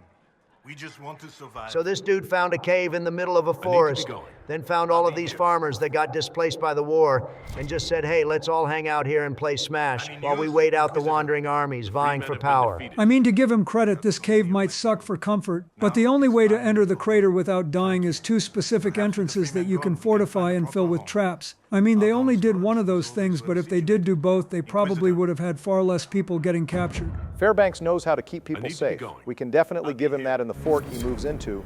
Is far better organization-wise. It even has some shops open up that we can trade with. A massive improvement towards exploring the rest of this map, at least. Looks like the French people aren't done trying to ask favors from us, though. We have one more errand to do before they are all spiritually satisfied. Thank you so much. This is bold of me, but if I could have a moment. This quest is really poorly timed because it's basically visiting areas that we already visited with Malfin's Villa and the Aaron's Lodge Fort. Having the evidence, we can't even pick them up beforehand since we have to defeat the Orlesian officers before this quest is finished. It is poor timing, but it's just unlocking 3 codex that are relatively close together. It shouldn't take us more than like 2 minutes, and we can handle another Asterium while we are exploring. Once the war is over, many of us will return to serve our lords, to work our fields, raise our brats. Most of the aristocracy know little of the life. So I guess while we are solving the moon and the stars and what kind of childhood trauma Fairbanks has, you can cover the final bit of lore on the guy Barry. All right, this story is pretty sad as far as Dragon Age stories go. Fairbanks' mom, Bernice, was the only child of an Orlesian noble. Bernice got pregnant out of wedlock, and as a result, her father killed her lover and disowned his daughter. When she turned up pregnant, Bernice wandered the countryside eventually, finding a midwife in a shelter called Fairbanks, where she gave birth to Everesti Lamarck, the man we know as Fairbanks. However, it's believed that Bernice died either giving birth to him or shortly after. Bernice's father eventually had guilt on his deathbed over losing his only child and grandchild, and rewrote his will to give everything to Bernice's descendants. Fairbanks can't see himself in that life anymore since he has lived as a common man all his life. Not to mention, he knows everything that went down with his grandfather killing his father and forcing his own daughter to survive in the countryside while pregnant. I get that a bag is a bag, but I wouldn't really want anything from this guy if he did that to my mom either. This makes it extra hard because the painting we can find here is of his grandfather, who we can see looks exactly like Fairbanks. Sort of an unfortunate Jacob family resemblance there. Bro didn't even have a chance to have a bad father in a BioWare game. He speedran right into the dead parents trope. So this guy has a chance at being a based human noble like the Warden or Alistair, and instead he wants to roleplay Robin Hood in a cave? Massive fumble in my eyes, boys. It's not always about money. Donald nobility can be a burden, and Orlesian nobility involves you having to attend balls and play the grand game, or risk losing your life and everything you hold dear. I really can't blame the guy for wanting to avoid it. I like how you said all that, but we have spent the last 3 minutes trying to dig up this guy's nobility for a girl who has the express purpose of thrusting him into the grand game again. I mean, whether or not we agree with the morality of this quest, it still gives experience and companion approval. We can't just let that sit out in the open. Besides, this is the most relevant moral debate we are going to get out of the Emerald Graves, since after this we just have exploration and a dragon left to go. Given you're playing Joe, I am guessing you are going to give the evidence to Fairbanks so he can destroy it. Yeah, I view this as the same level as making Alistair king. I don't really vibe forcing someone into a role they don't want, but at least with Alistair we had him be king, so the entire nation could be united against the Blight under a rightful heir. Fairbanks doesn't control nations, he is just one noble of many. And whatever land he owns seems to be surviving just fine without him. That's probably a good idea, Joe, because Sarah greatly disapproves of making Fairbanks a noble, which means all the approval we have built up from doing her companion quest earlier would have just melted away. So high risk, no reward right there. Anyways, Obama, I think there is one lore point about Fairbanks that you left out. Oh God, it never stops. Oh right, Fairbanks is the leader of the Heist Group from the animated show Dragon Age Absolution. He is tasked with stealing the Circulum Infinitus from Tevinter for the Inquisition. Unfortunately for him, I bet he wishes he didn't join the Inquisition, as he ends up the first person dead when the heist goes wrong. Plus side, he gets to be voiced by Matthew Mercer, so that's a massive upgrade. I know who I am. Will you give me what you found, please? Honestly, Clara's intentions are good, but she is young and idealistic. You know, random idea, but what if we watch Dragon Age Absolution as like a special episode after we finish Inquisition? Joe, if we did that, Netflix would take down our channel in like 15 seconds. We don't want to mess with that. I mean, I would prefer doing a show review over actually playing Veilguard at this point, Obama. And it's not like we can't deal with Netflix being the fun police. I don't want Clara in it. Do you understand? Anyways, now that we helped the noble be unbased, All right, what's the here's next everything move, I found. boys? Well, with the Freemen taken This care is of, best for Fairbanks everyone. is helping us take out their shadow leaders, the Red Templars, by helping us draw them out. I suggest you pick Cullen for this war table mission, Joe. The dialogue is too good to pass up. I picked up the second tier of focus too while we were here, since we leveled up our influence again. All right, looks like Cullen tracked down the leader of the Red Templars, Carol, and Cullen knew him once. Who the hell is Carol? He sounds familiar. Carol was the lyrium-addled boat guard you met at the start of the Circle Tower quest in Origins, Joe. Oh shit, the guy Sten gave cookies to? Damn, this series really has come full circle now. 2 years ago, I was still president, and we were a small channel just chilling as a dwarf noble helping a goofy kid get some cookies. Now we are playing a magical elven archer who controls an army and shooting said goofy kid in the face with an arrow, and all done by the same player. What a journey, boys. Holy hell, I just checked the Origins episode we met Carol in, and it did actually launch 2 years exactly from this episode. This wasn't planned, by the way, viewers. So how the hell did Carol, who was a confused drug addict, become a super ultra instinct Red Lyrium Templar leader? I mean, the dude was a rambling mess 10 years ago, but now he is controlling the Red Templars and the Freemen and has enhanced lyrium powers. How the hell does that make sense? Well, just like Samson, I assume the longer you have used lyrium and the stronger your addiction is, the more red lyrium you can take without straight up dying. There likely is a certain amount of will tested as well, but the major underlier seems to also be how far your lyrium addiction goes, which is why both Carol and Samson are the two strongest red lyrium Templars outside of Meredith. Meredith had that whole magical idol, though, that turned out to be an elven artifact. I don't think she counts when comparing Red Templars in this game. She had reality-bending magic, while these guys just have beam clashes and tank stats. If that's the case, Joe, why is the base Templars with no reality-bending magic pressing you this hard? You beat Meredith with no problem, but the red lasers take you out.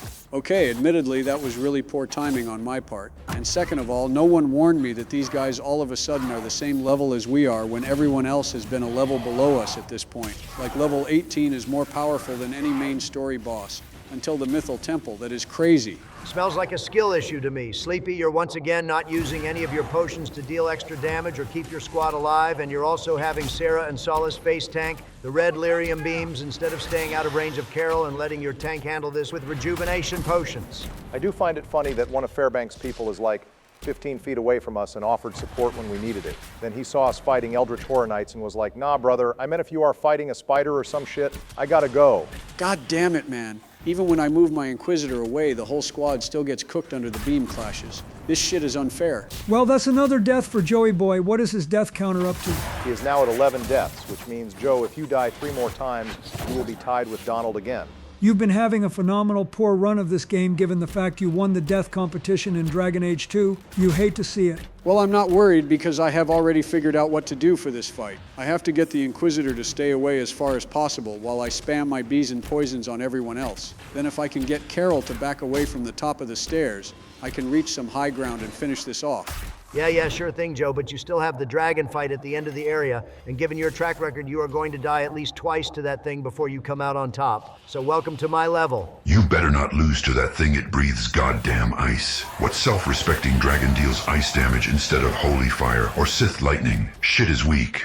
No, don't worry. I have a foolproof lineup for the dragon fight after watching Barry and you two have 2 combat-filled episodes, while my next episode is dealing with the Winter Palace peace talks with almost no combat. I'm not worried because you will somehow die to the 2 fights in that mission, and combined with your dragon fight, you will be the biggest loser in Inquisition. Nah, the biggest loser in the Winter Palace won't be me, but you all will have to wait and see what I have planned.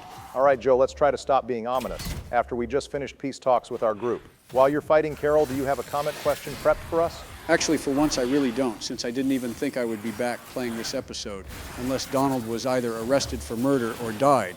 All right, well, luckily I have something prepared, given the area we are currently in has a secret puzzle to solve. So viewers, what is your favorite secret or hidden encounter in Dragon Age? I think it's possible we asked this before with secret bosses, but let's take it a step further and say you can add any secret encounter in this game, not just one that ends in a boss.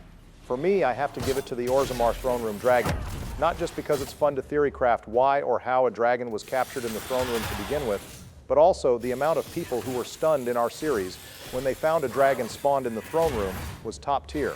All right, not bad, Obama, but as for me, I have to give it to the secret sandal conversation in Dragon Age 2, where my lord predicts the entire continuity of Dragon Age after the events of Dragon Age 2.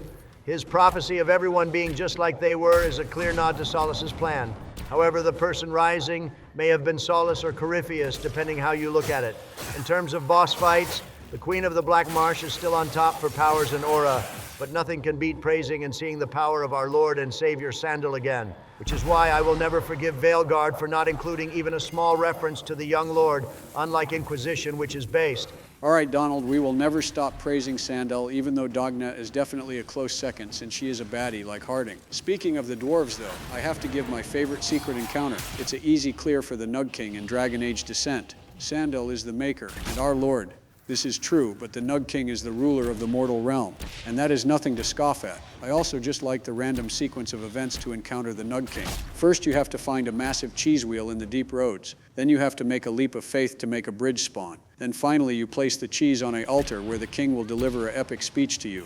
All hail the King of the Nugs. As for me being in the writing room for the first 2 Dragon Ages, I have to give my favorite secret to the 4th summoning science, ritual summoning oral foreshadow, where we just took random blips of Guider's notes and foreshadowed small pieces of lore revealed in both Inquisition and Veilguard, and 2 other phrases that ended up being cut content. If you want to know which is which, better rewatch our Origins video and read it yourself, viewers. All right, thanks, Bill. Good call to action. And viewers, don't forget to leave a comment on your favorite secret in Dragon Age, as our editor reads everyone and features his favorite in the next episode. Also, while you are there, don't forget to leave a like to thumb my ass, since it's back in the commander's seat.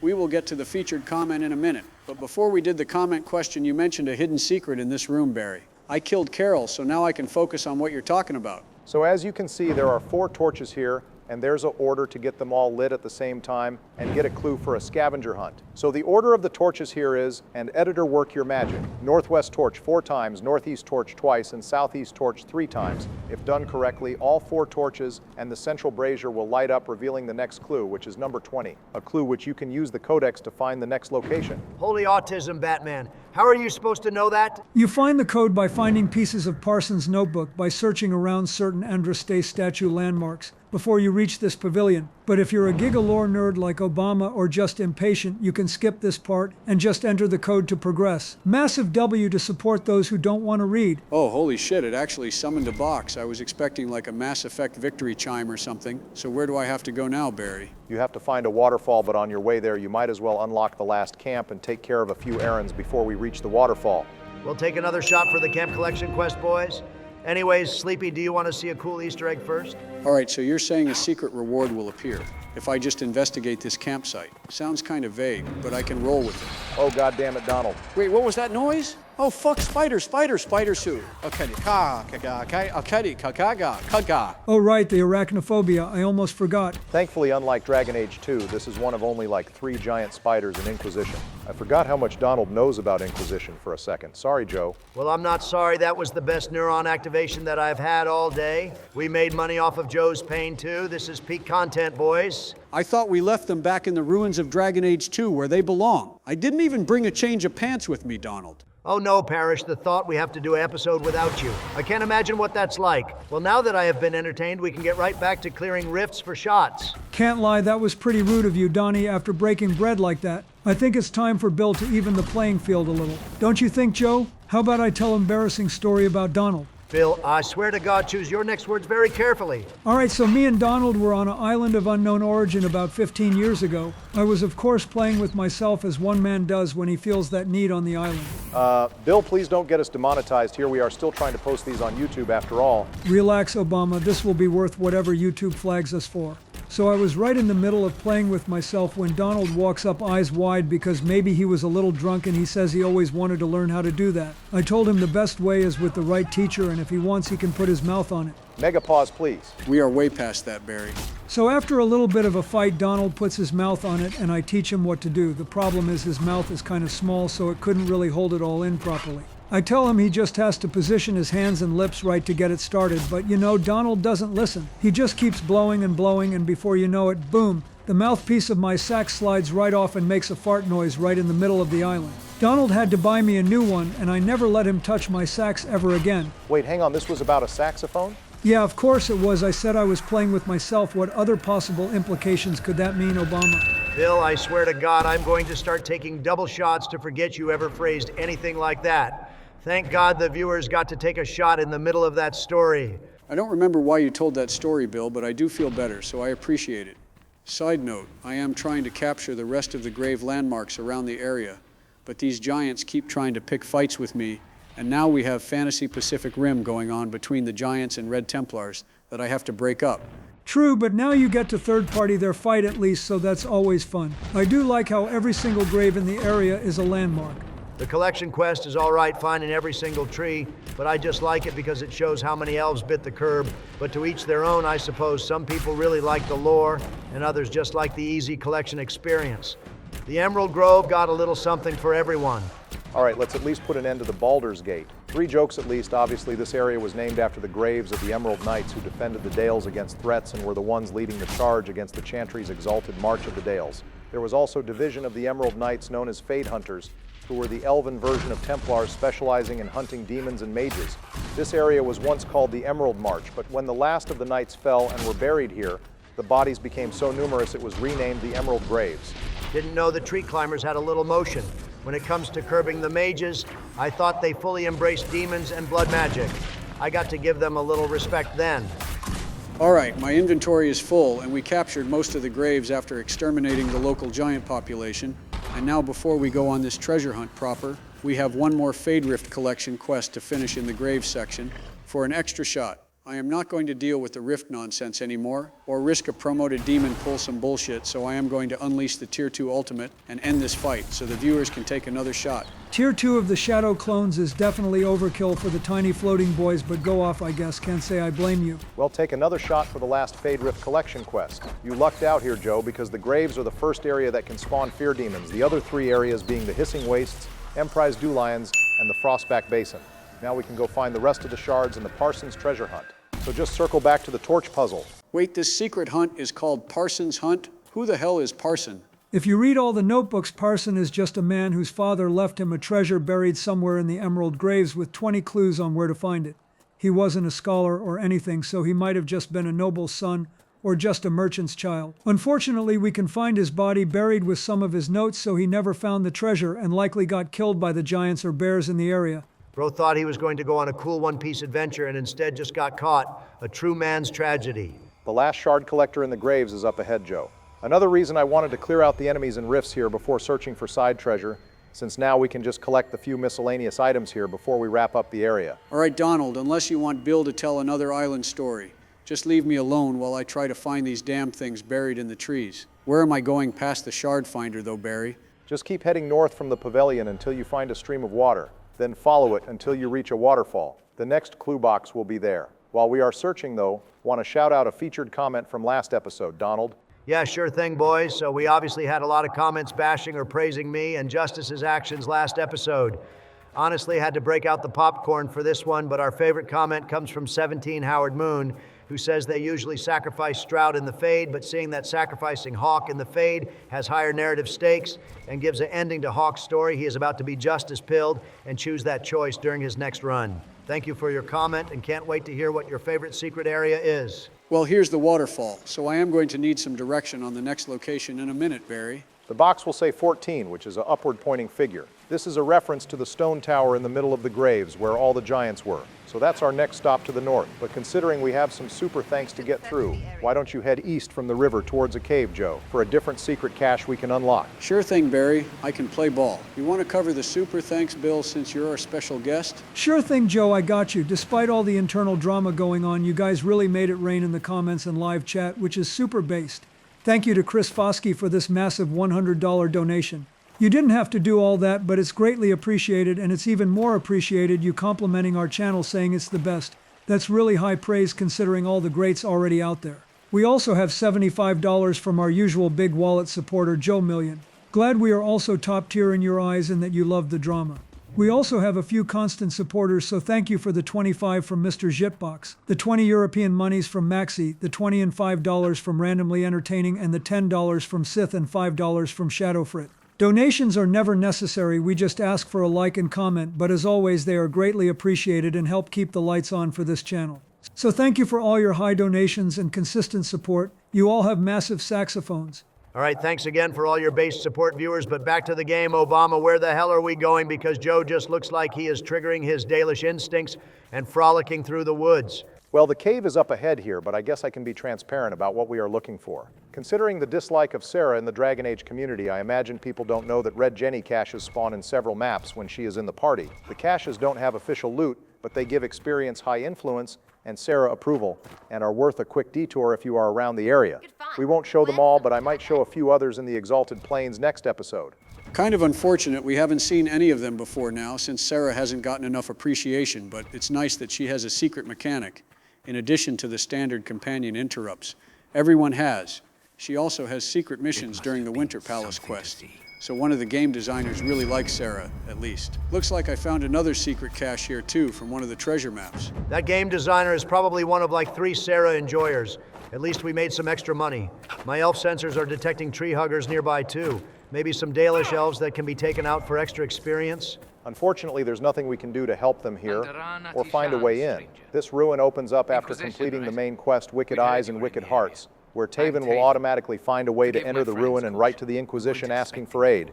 We can expend some power to help the Dalish clear the ruins, but our help brings the attention of the Venatori, and his entire clan gets wiped out.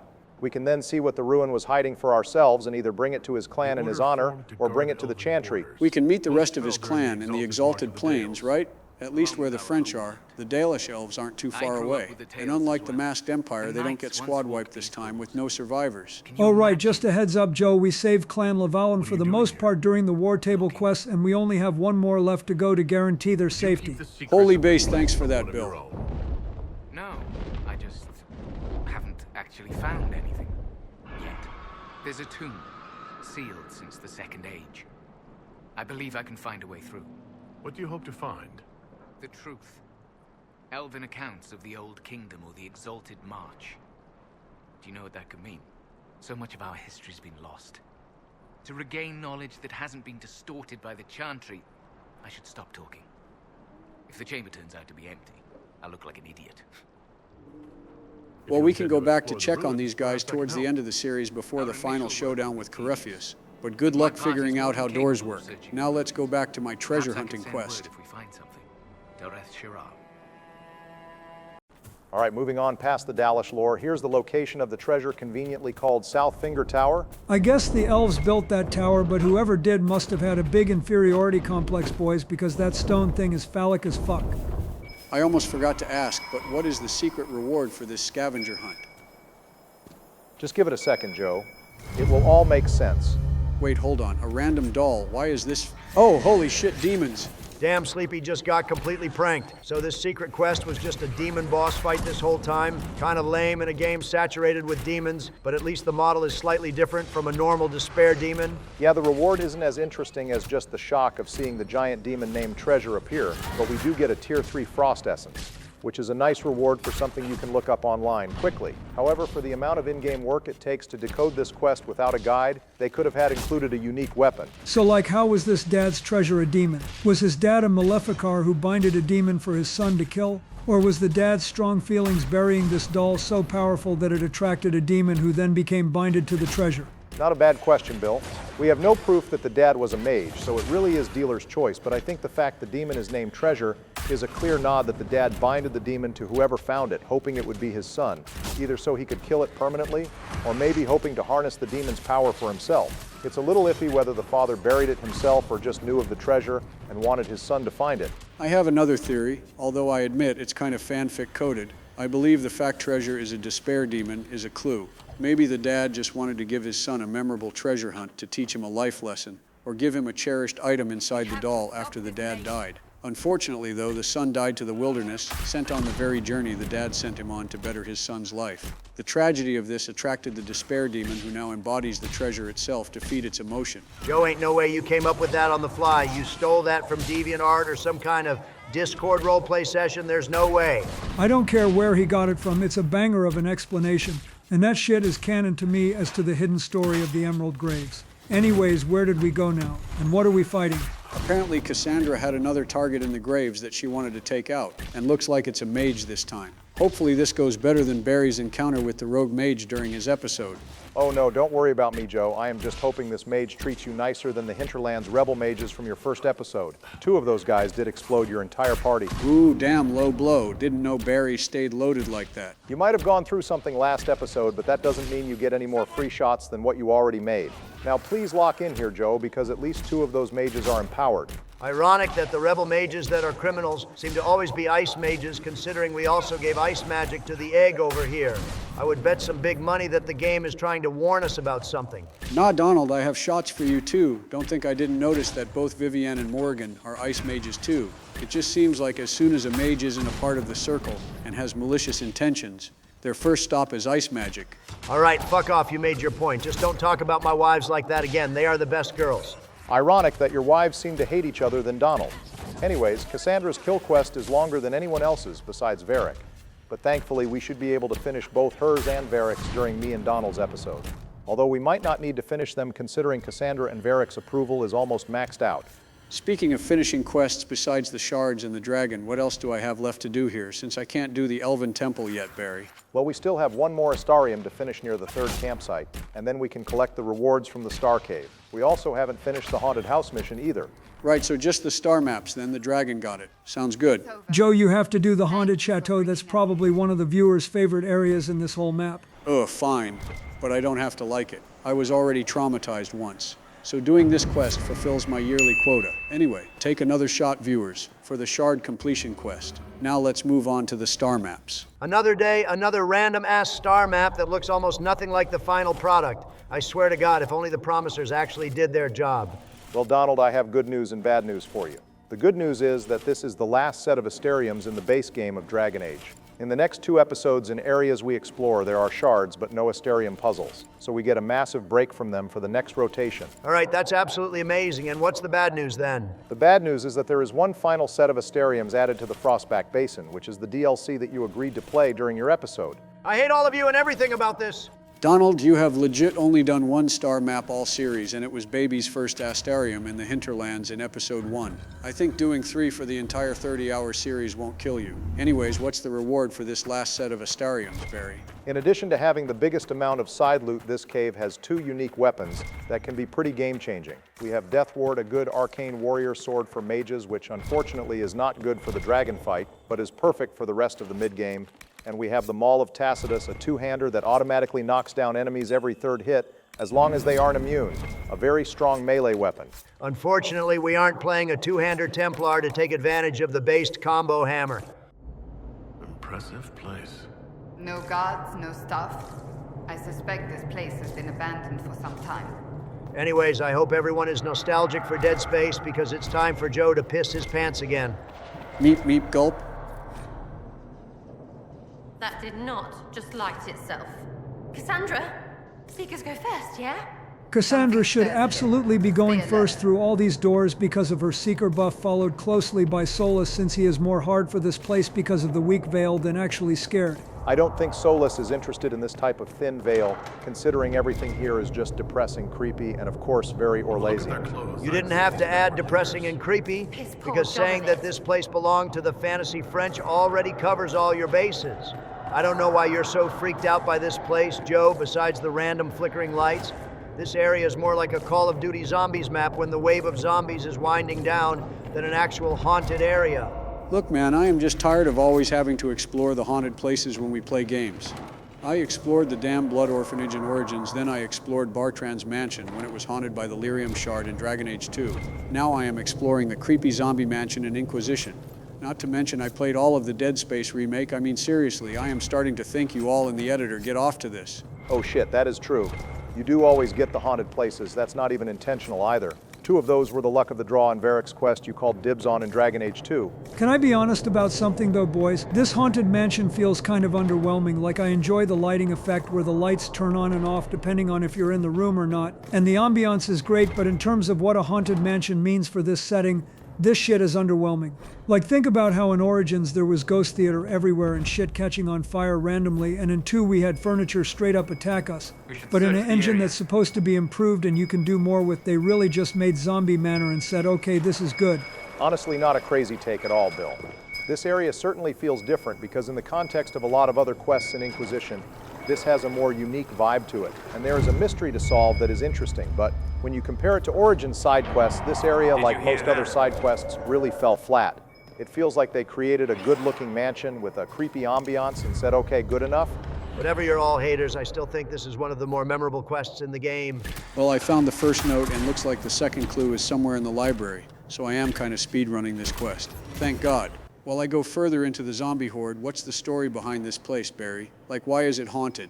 Well, just like the Emelds, Aemon, and a bunch of other Orlesian nobles, this whole tragedy starts with the nobility's fear of their children having magic and handling it the wrong way. The notes scattered around the manor reveal that the Audentaire family's daughter possessed magic and was likely spirit sensitive. Fearing their family name would be sullied by magic, Lord Daunterre kept the daughter's magic hidden. To do this, he had a mage magically confine his daughter to her room and then paid the Templar who brought the mage here to kill the mage before he returned to the Circle of Magi.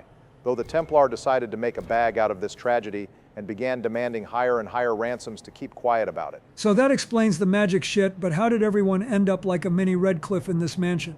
Well, because the father left the noble locked in her room with no magical training or supervision, the daughter's talents grew unsupervised, eventually leading her to contact a demon. The demon, sensing her want to be free of both her room and her father, manipulated the young girl and possessed her. Once she was possessed, she broke down the barrier and killed her family and the chateau's staff, reanimating them as corpses for her own amusement. Strike that as another reason for why the robes belong in the circle and need to stay there. This was basically a more contained Redcliffe incident that ended up with everyone dying instead of being saved by a Dwarven Templar. Bro was really slow and handled parenting in the worst way, but at least he had really cool decorations. We should really take apart this dragon statue and bring it back to Skyhold to put in our garden or maybe our throne room. That would make our servants hate us more, given the fact we already change our decorations and throne every other day. Not to mention, this thing might have residual fate energies that could cause Skyhold to be haunted too. Just not a good idea overall. Joe, before you fiddle with the random floating box of unknown origin, go ahead and loot the balcony door that's locked. It has most of the loot you can get for completing this quest. I'm already weighed down pretty much, but I guess anything for the bag, right? How good is the loot for this mansion anyway, Barry? The Lord's office has about 600 gold worth of items to sell a mosaic piece, and the main appeal being the Ring of Staggering, which has a 10% chance to stagger an enemy when hit with whoever holds the ring. The final boss of this map also has a cooldown amulet, which decreases the cooldown of all abilities by 30%. Damn, I didn't realize there was so much good shit here. I found more stuff than I know what to do with. And now I can't carry everything. Total skill issue, Joe. You could have sold your items at any of the 2 stores in the Graves before coming here. Obviously, a human noble's mansion is going to be loaded with goods, and we need to get our money up for more higher tier resources and decorations for late game. We should be fine. The more dragons we kill, the more late game materials and items we have. Well, I guess it's time to pretend we are playing Dead by Daylight and play with the box for 2 minutes and hope we don't get ulted. That's a closer reference than you might think, Bill. One of the 2 assumed references for this quest is the movie Hellraiser, given the box we interact with gives a massive cunning boost, and the box's similarity to the Lament configuration puzzle box. It also releases a demon when interacted with, and Mark Dura has stated before that the Arcane Horrors cloths were inspired by Cenobites. The box you came and I opened it. Joe, that's not how the saying goes. If the first guess is this is a reference to Hellraiser, then what's the second guess? Well, this one is a little more niche, but it stems from the fact the demon is referred to as a woman, which is very uncommon except in the case of desire demons. The noble's child was also a woman, and there is a box. It's possible that instead of a normal deal, the demon gave the daughter the box to free her. And when she opened the box, it unleashed the undead and demons upon the mansion, killing her as well, which is a reference to the Greek myth of Pandora's box, where a woman in her infinite curiosity released untold evils upon the world. Either way, we are really expanding our guesses on the fact that a random box appears in this quest, even though boxes have never been used before and will never be used again. Hey, if Game Theorist can do it, then so can we. Like, we make a shitty thumbnail with us all pointing at this box and circle it with a title that says, "This changes everything." One day we may succumb to clickbait, but not today, boys. Speaking of clickbait, now that Luigi's Haunted Mansion is done with, I can safely say I am not going to be the one exploring bullshit haunts in Veilguard. And now it's time for me to fight the Dragon of Ice and Snow. Suffering that drew the spirit here, or cruelty? At least it is over. Well, Joe was wandering back to camp and got attacked by a random Great Bear viewers. We wouldn't normally show this, but I think Joe might die here. I thought the bears were only in the hinterlands. What the hell is this thing? Oh, right, I forgot to tell you, after your Hinterlands episode, I added the Grizzly End trial just for the hell of it.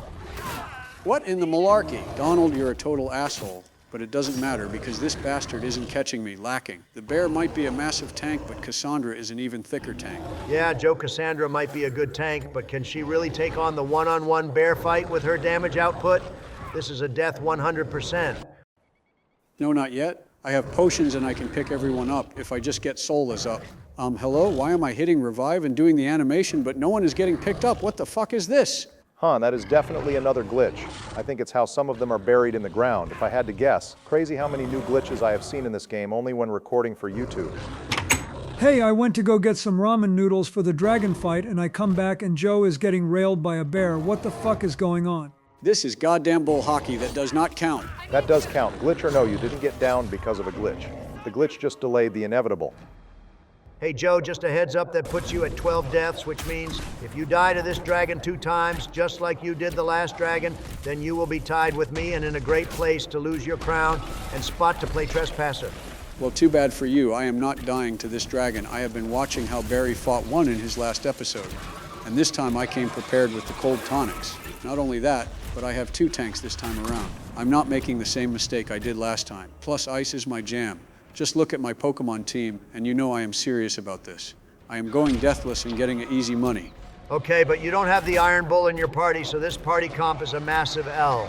Love the confidence, Joe, but you definitely want to be careful here and not overconfident. This thing is the tankiest dragon fight in the game outside of the 3 Emprise du Lion dragons. This is also our first ice dragon, so it has moves that we haven't really seen yet. So play it safe.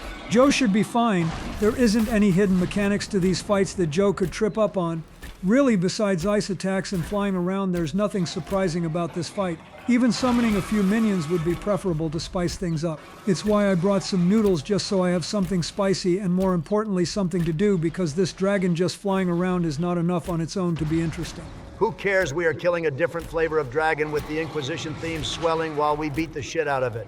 Anything more would be icing on icing at this point, boys.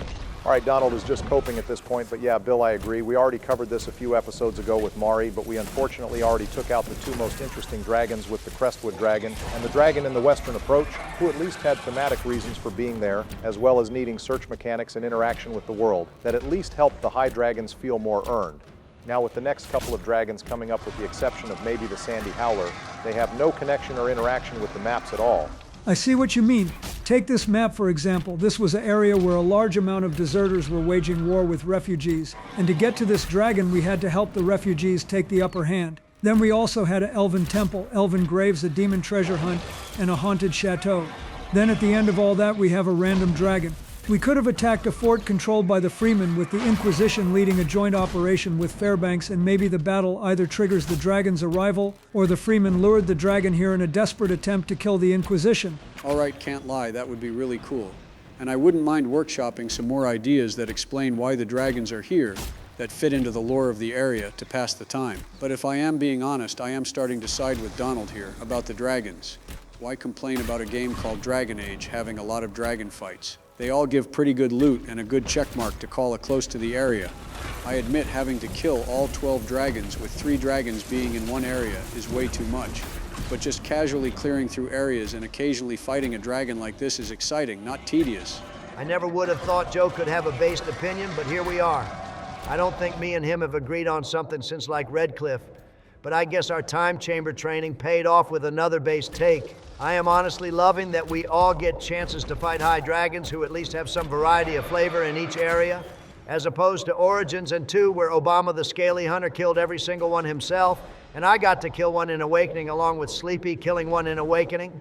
Can I just say that I love how you call me Sleepy, even when I agree with a take of yours, Donald. Couldn't even use my name for more than 2 sentences.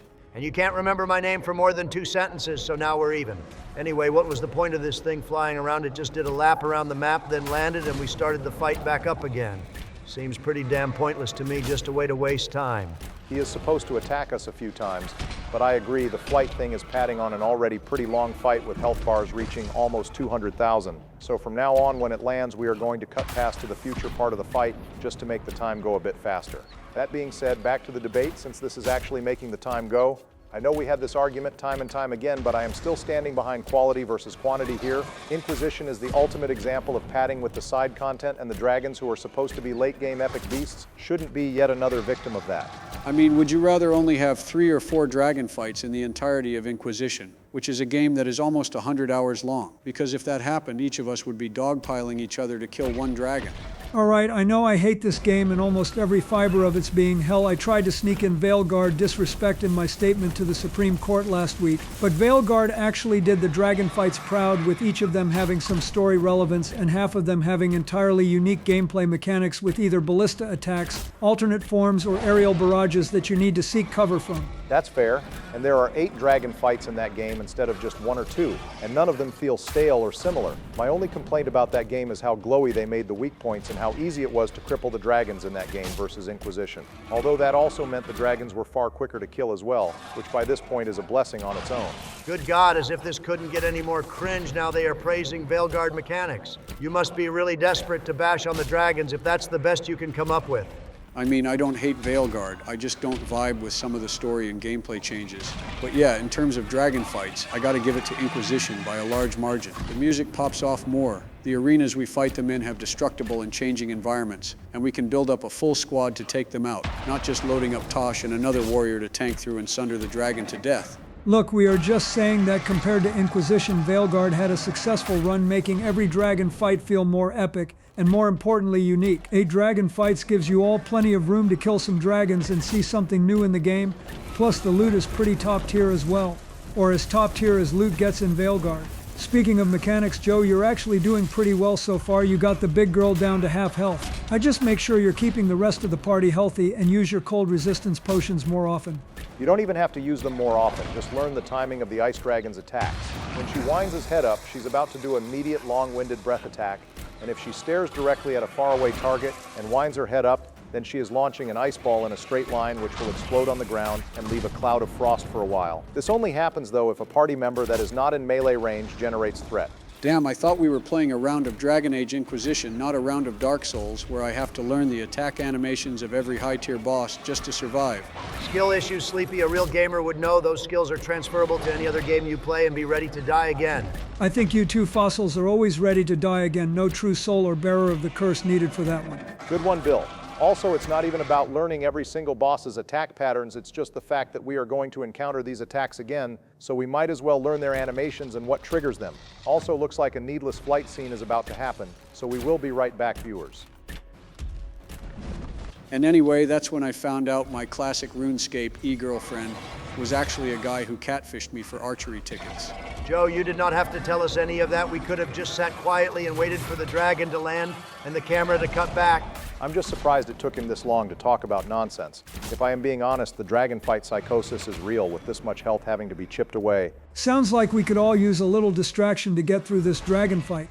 I could tell another island story about me and Donnie if that would help pick up the pace, boys. Please, dear God, no. I mean, I wouldn't mind hearing about it, Bill, but I guess I am outvoted on this one. Maybe tell it to me later once the fight is done. Maybe this is a little ambitious, but what other companion quests are available, Barry? I know Bill did Sura's and Verix, but any other ones still left? Yeah, we have 3 other companion quests that can be tackled, Joe. We have Solas, Dorian, and Cole. Solas' quest takes place in the Exalted Plains, which I am doing next episode, so that just leaves Cole's and Dorian's, really. Ooh, Cole's, then definitely Cole's. Dorian is your whole boyfriend, so you can just handle that. And Solas is next episode. Cole's is a good one to end on, since he is the best boy, and it's an actual path we get to choose, like Iron Bull. Damn, I guess this is just the secret rogue episode then. I doubt that was planned, but I guess it works out. You boys had something you wanted to talk about future-wise for the next couple of episodes though, right? Oh, right. Thanks, Bill. So viewers, as you can see, we are reaching the filler portion of Inquisition in the next couple of episodes. We still have the companion quests, but even those are almost done after episode 9. But we still have the Exalted Plains, the Hissing Wastes, Forbidden Oasis, and the Emprised Alliance to get through, which is all side content. We have been pretty good about making side content interesting for you all, and we hope to keep that up. But to do that, we might need a breather to keep things fresh. We want to keep content up for you all, and we know a lot of people have been asking about Dead Space 2 and a return to the Elder Scrolls, so we think it's best if we take a month hiatus on Dragon Age at the halfway point and work on other banger content for you all. We aren't sure in the moment if we can do both series like we did with Dragon Age 2, so it might be easier to alternate a few episodes of Dead Space than go back to Inquisition in the meantime. Yeah, besides, it's about time we get into some base space marine content. We will be releasing a large compilation of Inquisition so far, since we are at the halfway point after this episode releases. That way people can catch up with one big episode. And if you're watching that big episode or the full movie, I hope you're winning sun while having us on in the background. Yeah, we definitely aren't secretly doing all of this, so we can avoid the eventual drama with the souls and spirits during Obama's next episode. This is clearly just burnout from the Inquisition maps, a totally normal excuse used in every single Dragon Age playthrough. Joe, man, you're supposed to keep that on the down low. I'm sure the viewers weren't even considering that until your yaps mentioned it. Just focus back up on killing the ice dragon. Wait, why the hell is some of the AI just standing there trying to catch up to the dragon? Is that another glitch? No, that's normal. The Inquisition AI just does that sometimes. For the first time in Dragon Age, enemies are fast and have teleportation and flight mechanics, and sometimes the characters just can't keep up. I wish there was a better strategy to survive the win than just diving in it and tanking every single hit. We are already low enough health as is, and we only have one potion left. You actually can duck behind the stone columns and avoid the whirlwind attack against this dragon like in Dragon Age 2, one of the few dragon fights that does let you use the environment to your advantage. Also looks like he is about to take flight again, so we will be right back, viewers. Hopefully for the last time. Anyway, that's the story of how my RuneScape e-boyfriend was apparently Joe all this time. And I never admitted I was a girl in the first place. I just didn't say my gender and he went with it. Thanks for the archery tickets though, big dog. Glad I can be of service. And Donald and Bill, you're an asshole. Anyways, this fight is basically guaranteed at this point. So before I kill the big girl, what kind of loot does she drop, Barry? So we have 3 unique pieces of armor this time around. The Gift of Talons, which is an anti-Van Crow's dagger with the Hidden Blades trigger enhancement. In War Victory, a Warden Mage armor similar to Clarel's armor, and most importantly, the Helm of the Inquisitor, which is the helm used in the Inquisition trailer and worn by the first Inquisitor Emerald. It has amazing stats and thematically makes sense for any Inquisitor to wear in the base game at least. Yeah, no complaints from me. That helmet is peak and pretty good stat-wise. Ain't no way Joe about to finish this dragon fight deathless. He has no potions or anything left, one wrong move and he is cooked. Well, it's a good thing there's no wrong move that is going to happen. The dragon is like one hit away once we break her armor, and she does not do enough damage to kill either Cassandra or Blackwall fast enough. It's over and I've earned my praise here for once this series. Nah, ain't no way you have to be tripping on some kind of performance enhancer or overdosing on ADHD medication. What did Hunter give you? Nothing, he's a good boy now. Probably. Besides, my head has just felt way clearer for the last, 30 minutes or so. Actually, wait a minute now that you mention it. My head has felt clearer too. Did Secret Service put some smelling salts in the room? Wait, hang on. Both of you feel clearer? Hold on, I need to test something here. Mages don't deserve rights, and Darkspawn are lame and played out. I mean, you're right, but why did you say all that? To prove justice, and Themi left your minds a bit ago. Otherwise, they would have chimed in there. Oh shit, they can do that? Well, that's questions for later, but for now, I killed the dragon, so just admit I did good, for once, Donald, and say it with me now. Boom, easy money.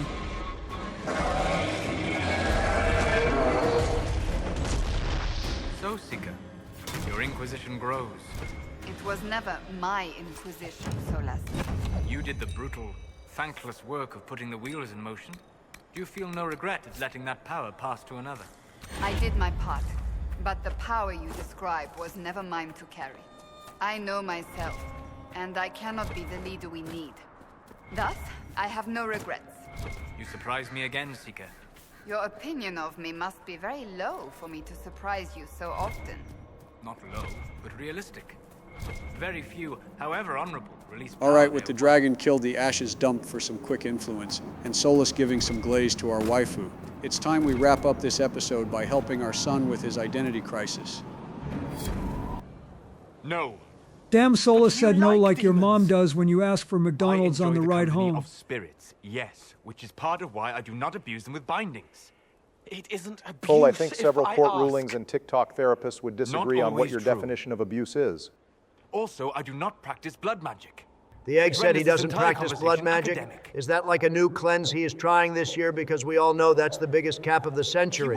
To be fair, until the Veilguard slander does Solus actually use blood magic. Joe, he created the Veil by binding the life We force just saw of the the Grey Evaneris to the Wardens Veil, try to the raise same an way army of Zathran binded his life force to the Wants werewolf Solus curse to with blood bind magic. you? I have a feeling Solus does He it has anytime to. he needs to accomplish his goal, but if anyone else's goal needed accomplishing, he If won't Solus won't budge. do the ritual Okay, to I don't bind even me, have a someone defense else for that. could. Fair enough. Will. My poor boy is stressed Like the though. Warden So mages, blood and magic or then- no, we need to either get him I'm some not ice me cream or anymore. blood magic to calm him down. I'd say we could help him distress a different way, but as Imshale reveals, if we brought Cole to him, the boy is a virgin. So companion quest it is. A mage using blood magic could conceivably do that to any one of us, human or demon. You should ask Solus to bind you too. Cole, And we then aren't in a someone can romance bind with him. the egg. We are not letting him bind us or vice versa binding him. The deal was very clear that we bind Cassandra. Why did you have to say it I like have a that? suggestion. Because it's funny. If Cole is ready to listen, Cole's fear here is I actually recall relevant to the stories of main story. amulets If you used don't by help him out Ravani here, seers. then you can't bring To Cole to protect the final spirits they battle with summon from rival Corypheus, mages. as he would simply dispel Cole from the Spirit, mortal world, wearing which an is amulet probably of the the only Unbound, companion quest was immune that to has a blood direct magic and tie into the binding. main story of It should Inquisition, protect Cole as besides well. maybe Varric's quest The concerning Red resources of the Lyrium. That's why he's the goat. could be used Anyways, to find usually such a finding this talisman. amulet takes a real-time hour, Good. but thanks to the power of They mods, were we with can it? grab it now and be right back, You viewers. found one of the amulets. Excellent. May I? Solus is probably stunned that we got the amulet in like 5 minutes, when in lore we would have to go to Riven or grab it from a rare It is simple collector. enough. As much as I love Inquisition, the charge war it with table magic. wait times You are should be unnecessary protected. when trying to get these videos out at a good pace. This was an excellent trade deal. Are you ready, Cole? They can't make me a monster. All right, now let's see how my boy likes his new amulet drip. Apparently the amulet ritual looks like Solus is wielding the Force, and the Force is eating his hand. Aw shit, the drip was too spicy. Varric heard what Solus and the Inquisitor were doing with one of his party members' custody time, and his party dad instincts from Dragon Age 2 kicked in. This whole quest line is basically a three-way polycule deciding how to raise their kid, and both Solus and Varric play the part of party dad. Really damn well. And Iron Bull is the drunk uncle. And Vivienne is that one aunt who is always comparing you to someone better. Yeah, that basically describes the Inquisition inner circle in a nutshell. I'm not certain exactly what Cole is. Regardless of Cole's special circumstances. All right, I will bite. What remains a exactly spirit. is the social anxiety ghost, Nerd Bomba? Because this quest muddles it. Cole is a spirit, but a spirit who took the I shape of a don't real-life matter. person, as we are about to Just find lock out. away the parts Spirits of are me that incredibly someone else malleable, could so knot if he together tries to hard make me enough to live follow. as Cole, then he can become a human in every Focus way, on the minus biologically. Got it, then I can keep calling him a social anxiety ghost. I guess it's up to Sleepy what Polycool Daddy is going to side with. Soft blanket covering, but it catches tears. I'm the wrong shape. There's something. So, like, does Cole have an empathy sensor that lets him determine where an emotional hang-up or connection is within a few hundred miles? Of course he does. What do you think that giant hat is for? It certainly isn't a drip choice. Cole pointed in that direction like it we wasn't have all the way in something to Redcliffe, but I guess he does have spirit powers, so this isn't the craziest thing to believe he can do. I am more so amazed Cole knows how to read a map enough to work with Cullen on where his feelings took him. He has only been around here a few years and has zero education. He probably picked it up watching classes in the White Spire for years. Either that or it's kind of a vibes thing. All right, I get it. You like spirits. But he came into this world to be a person. Let him be one. So, like, choosing a side here is kind of premature, considering we don't really know what the problem is yet. It is, but it's more so just a heads up that you are about to make a really important choice soon and to start thinking about it. I guess BioWare predicted short attention spans early. This is not some fanciful story, child of the stone. We cannot change our nature by wishing. You don't think? However we deal with the problem, our next step is to track down whatever is interfering with the enchantment. Damn, I thought we put a stop to this lyrium smuggling operation, taking out the mine, the bandits, Yeah, and the this chantry should get us smuggler. through the month. How the hell is this still in operation? I'm surprised you care about lyrium trades. Donald, aren't you all for lyrium addiction? I am all for it, but ever since we recruited the Greetings. Templars, we have been in the Can I help lyrium you? trade ourselves. I don't need the competition. Jesus Christ. You killed me. What? I don't... All right, that had to be horrifying from the Templars' perspective, because Cole did his invisibility hack on him and all of us, then appeared closer to him and choke-slammed him to the ground. Like, imagine walking into a stranger, then he just disappears and blinks closer to you just to take you down. Cole, you're supposed to rage bait other people, not succumb to the rage bait yourself. I don't even know the lore behind this nonsense, but I am more so looking at that Templar sideways, because how did you let a 100-pound spirit take you down like that? If he killed you, wouldn't you be dead? Cole, this man cannot have killed you. You are a spirit. You have not even possessed a body. A broken body, bloody, banged on the stone cell, guts gripping in the dark, dank. A captured apostate. They threw him into the dungeon in the spire at Val Royo. They forgot about him. He starved to death. I came through to help. And I couldn't. So I became him. Cole. If Cole was an apostate, that'd make the guy we just saw a Templar. Must have been. So like if Cole did kill this guy, he would straight up become a demon like Justice did when he became Vengeance, right? Almost certainly most likely a spirit of cruelty, if I had to guess. Here's a bit more context into Cole's demeanor here, based off the novel Asunder. Book yap incoming. I am just going to call the human counterpart Mage Cole, to save confusion. Cole doesn't just remember the Mage Cole dying, but he has all of his memories. The Mage Cole had a pretty terrible life. When his father found out he was a mage, he killed his mother for giving birth to a mage, then abused Mage Cole regularly until he decided to kill Mage Cole as well. Mage Cole, in an effort to protect himself, used magic, but ended up killing his little sister on accident instead, and then finished his father off with a dagger kill. The Templars caught wind of what happened and arrested Mage Cole, but instead of putting him in solitary confinement to evaluate how dangerous he was, the Templar here filed the paperwork wrong and placed Cole on indefinite confinement, where he wasted away and died. Mage Cole had a top 10 horrible life in this series. I don't think anyone in our squad had it that bad. He needs to work it out like a person. You would alter the essence of what he is. I'm all for slam-dunking mage babies in the trash, but either do that or put them in the circle. Don't keep them around just to torture them. It's pointless. Before I decide anything, I need a clearer picture of what happened. It seems the real Cole was an apostate, captured and taken to the Circle by Templars, who aren't known for their gentle nature. As the young man starved to death in a dungeon, his pain Mage Cole's terrible life is what drew our Cole out of the Fade in the first place, and Mage Cole's desire to live a life as a non-mage was so great that Cole granted it by taking his form minus the magic and staying in this world to do good. Well, out of respect for Mage Cole, I am going to keep his wish and have our Cole become more human-like, so he can remain in our world as Cole doing good deeds. Holy shit. A choice that I actually agree with. That sleepy maid hell must have frozen over. That Templar is definitely about to take a double dose of lyrium after the day he had. I mean, bro killed Mage Cole even if it was an accident. He deserves to live with that guilt, not get a free pass. If you go the spirit path, it's revealed he did this because he was following orders, and he ultimately left the order because he couldn't take the cruelty that other Templars accepted. Still, that doesn't excuse manslaughter, really, so I tend to agree with you. Also, bro really ran to a cliff like a horror movie victim. This is just survival of the fittest at this point. To help him now, is it, kid? No. Pull the trigger and put him down like a mad dog. Damn, Varric must have recently watched Old Yeller. Do it. No!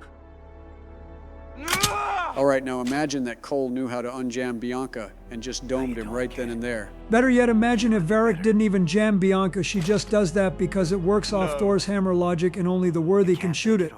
There's cut dialogue with Cole and Blackwall that reveal there was originally a possibility with Varric's ending, that Cole does kill him here, and how that would change Cole even more going forward. I love the allusion to Bartrand here, Varric seeking revenge on his brother in Act 2, only for it to reveal Bartrand was suffering more than Varric did, which fundamentally altered Varric's brain chemistry for the rest of the series. No, he isn't.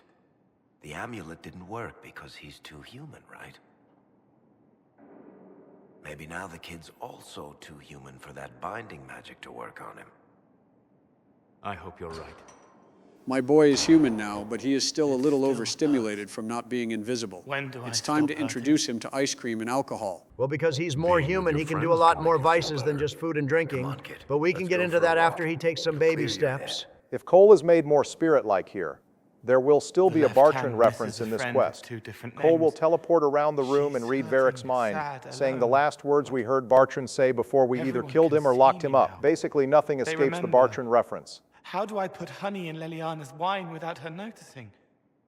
I can help with that. Well, the dwarf polycule dad won today and is going to teach Cole how to be more rogue-like the old-fashioned way. What's next on the agenda, Joe? I finished the graves and helped my son. It's about time I take a hard nap and figure out where Themi went to. GG, Donald. Glad we sorted things out. I'm sure we will be back to dunking each other in like a week. Don't worry about it. I need to figure out where Justice is too. Thanks for stopping by, Bill. We couldn't have done the episode without you. Don't worry about it. Based Bill will be back when Donnie takes on the DLC, as is tradition. Well, viewers, thank you all for watching. Don't forget to leave a comment, question on what your favorite secret encounter is in the Dragon Age series, as well as a like to thumb my returning ass in the series. Next time, Obama will head to the plains and help out Solas and Dorian with their personal issues, but we will also tackle a few Dead Space episodes before that happens. We created a YouTube membership as well as a Patreon. So if you want to support us in a more personal way, you can click the Join Channel button or click the Patreon in the subscription. Enjoy the content train. And for now, stay safe. Biden out.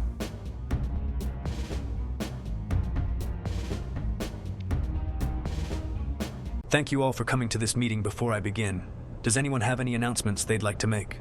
Bro, this is not a goddamn HOA meeting. Just get on with it. All right, very well. With Joe back in the fold and fear disposed of like I planned, it's about time we sit down with Obama and have a chat next episode. Don't you all think? Yeah, good for you. Just like the rest of us, you're getting a host body. Congrats. Thanks for making me look like a bitch and not letting me man a clash fear the first time we met, by the way. Well, it will all be worth it when me and Obama fuse and threats like fear will be a thing of the past. Soon this series will be right where I want it.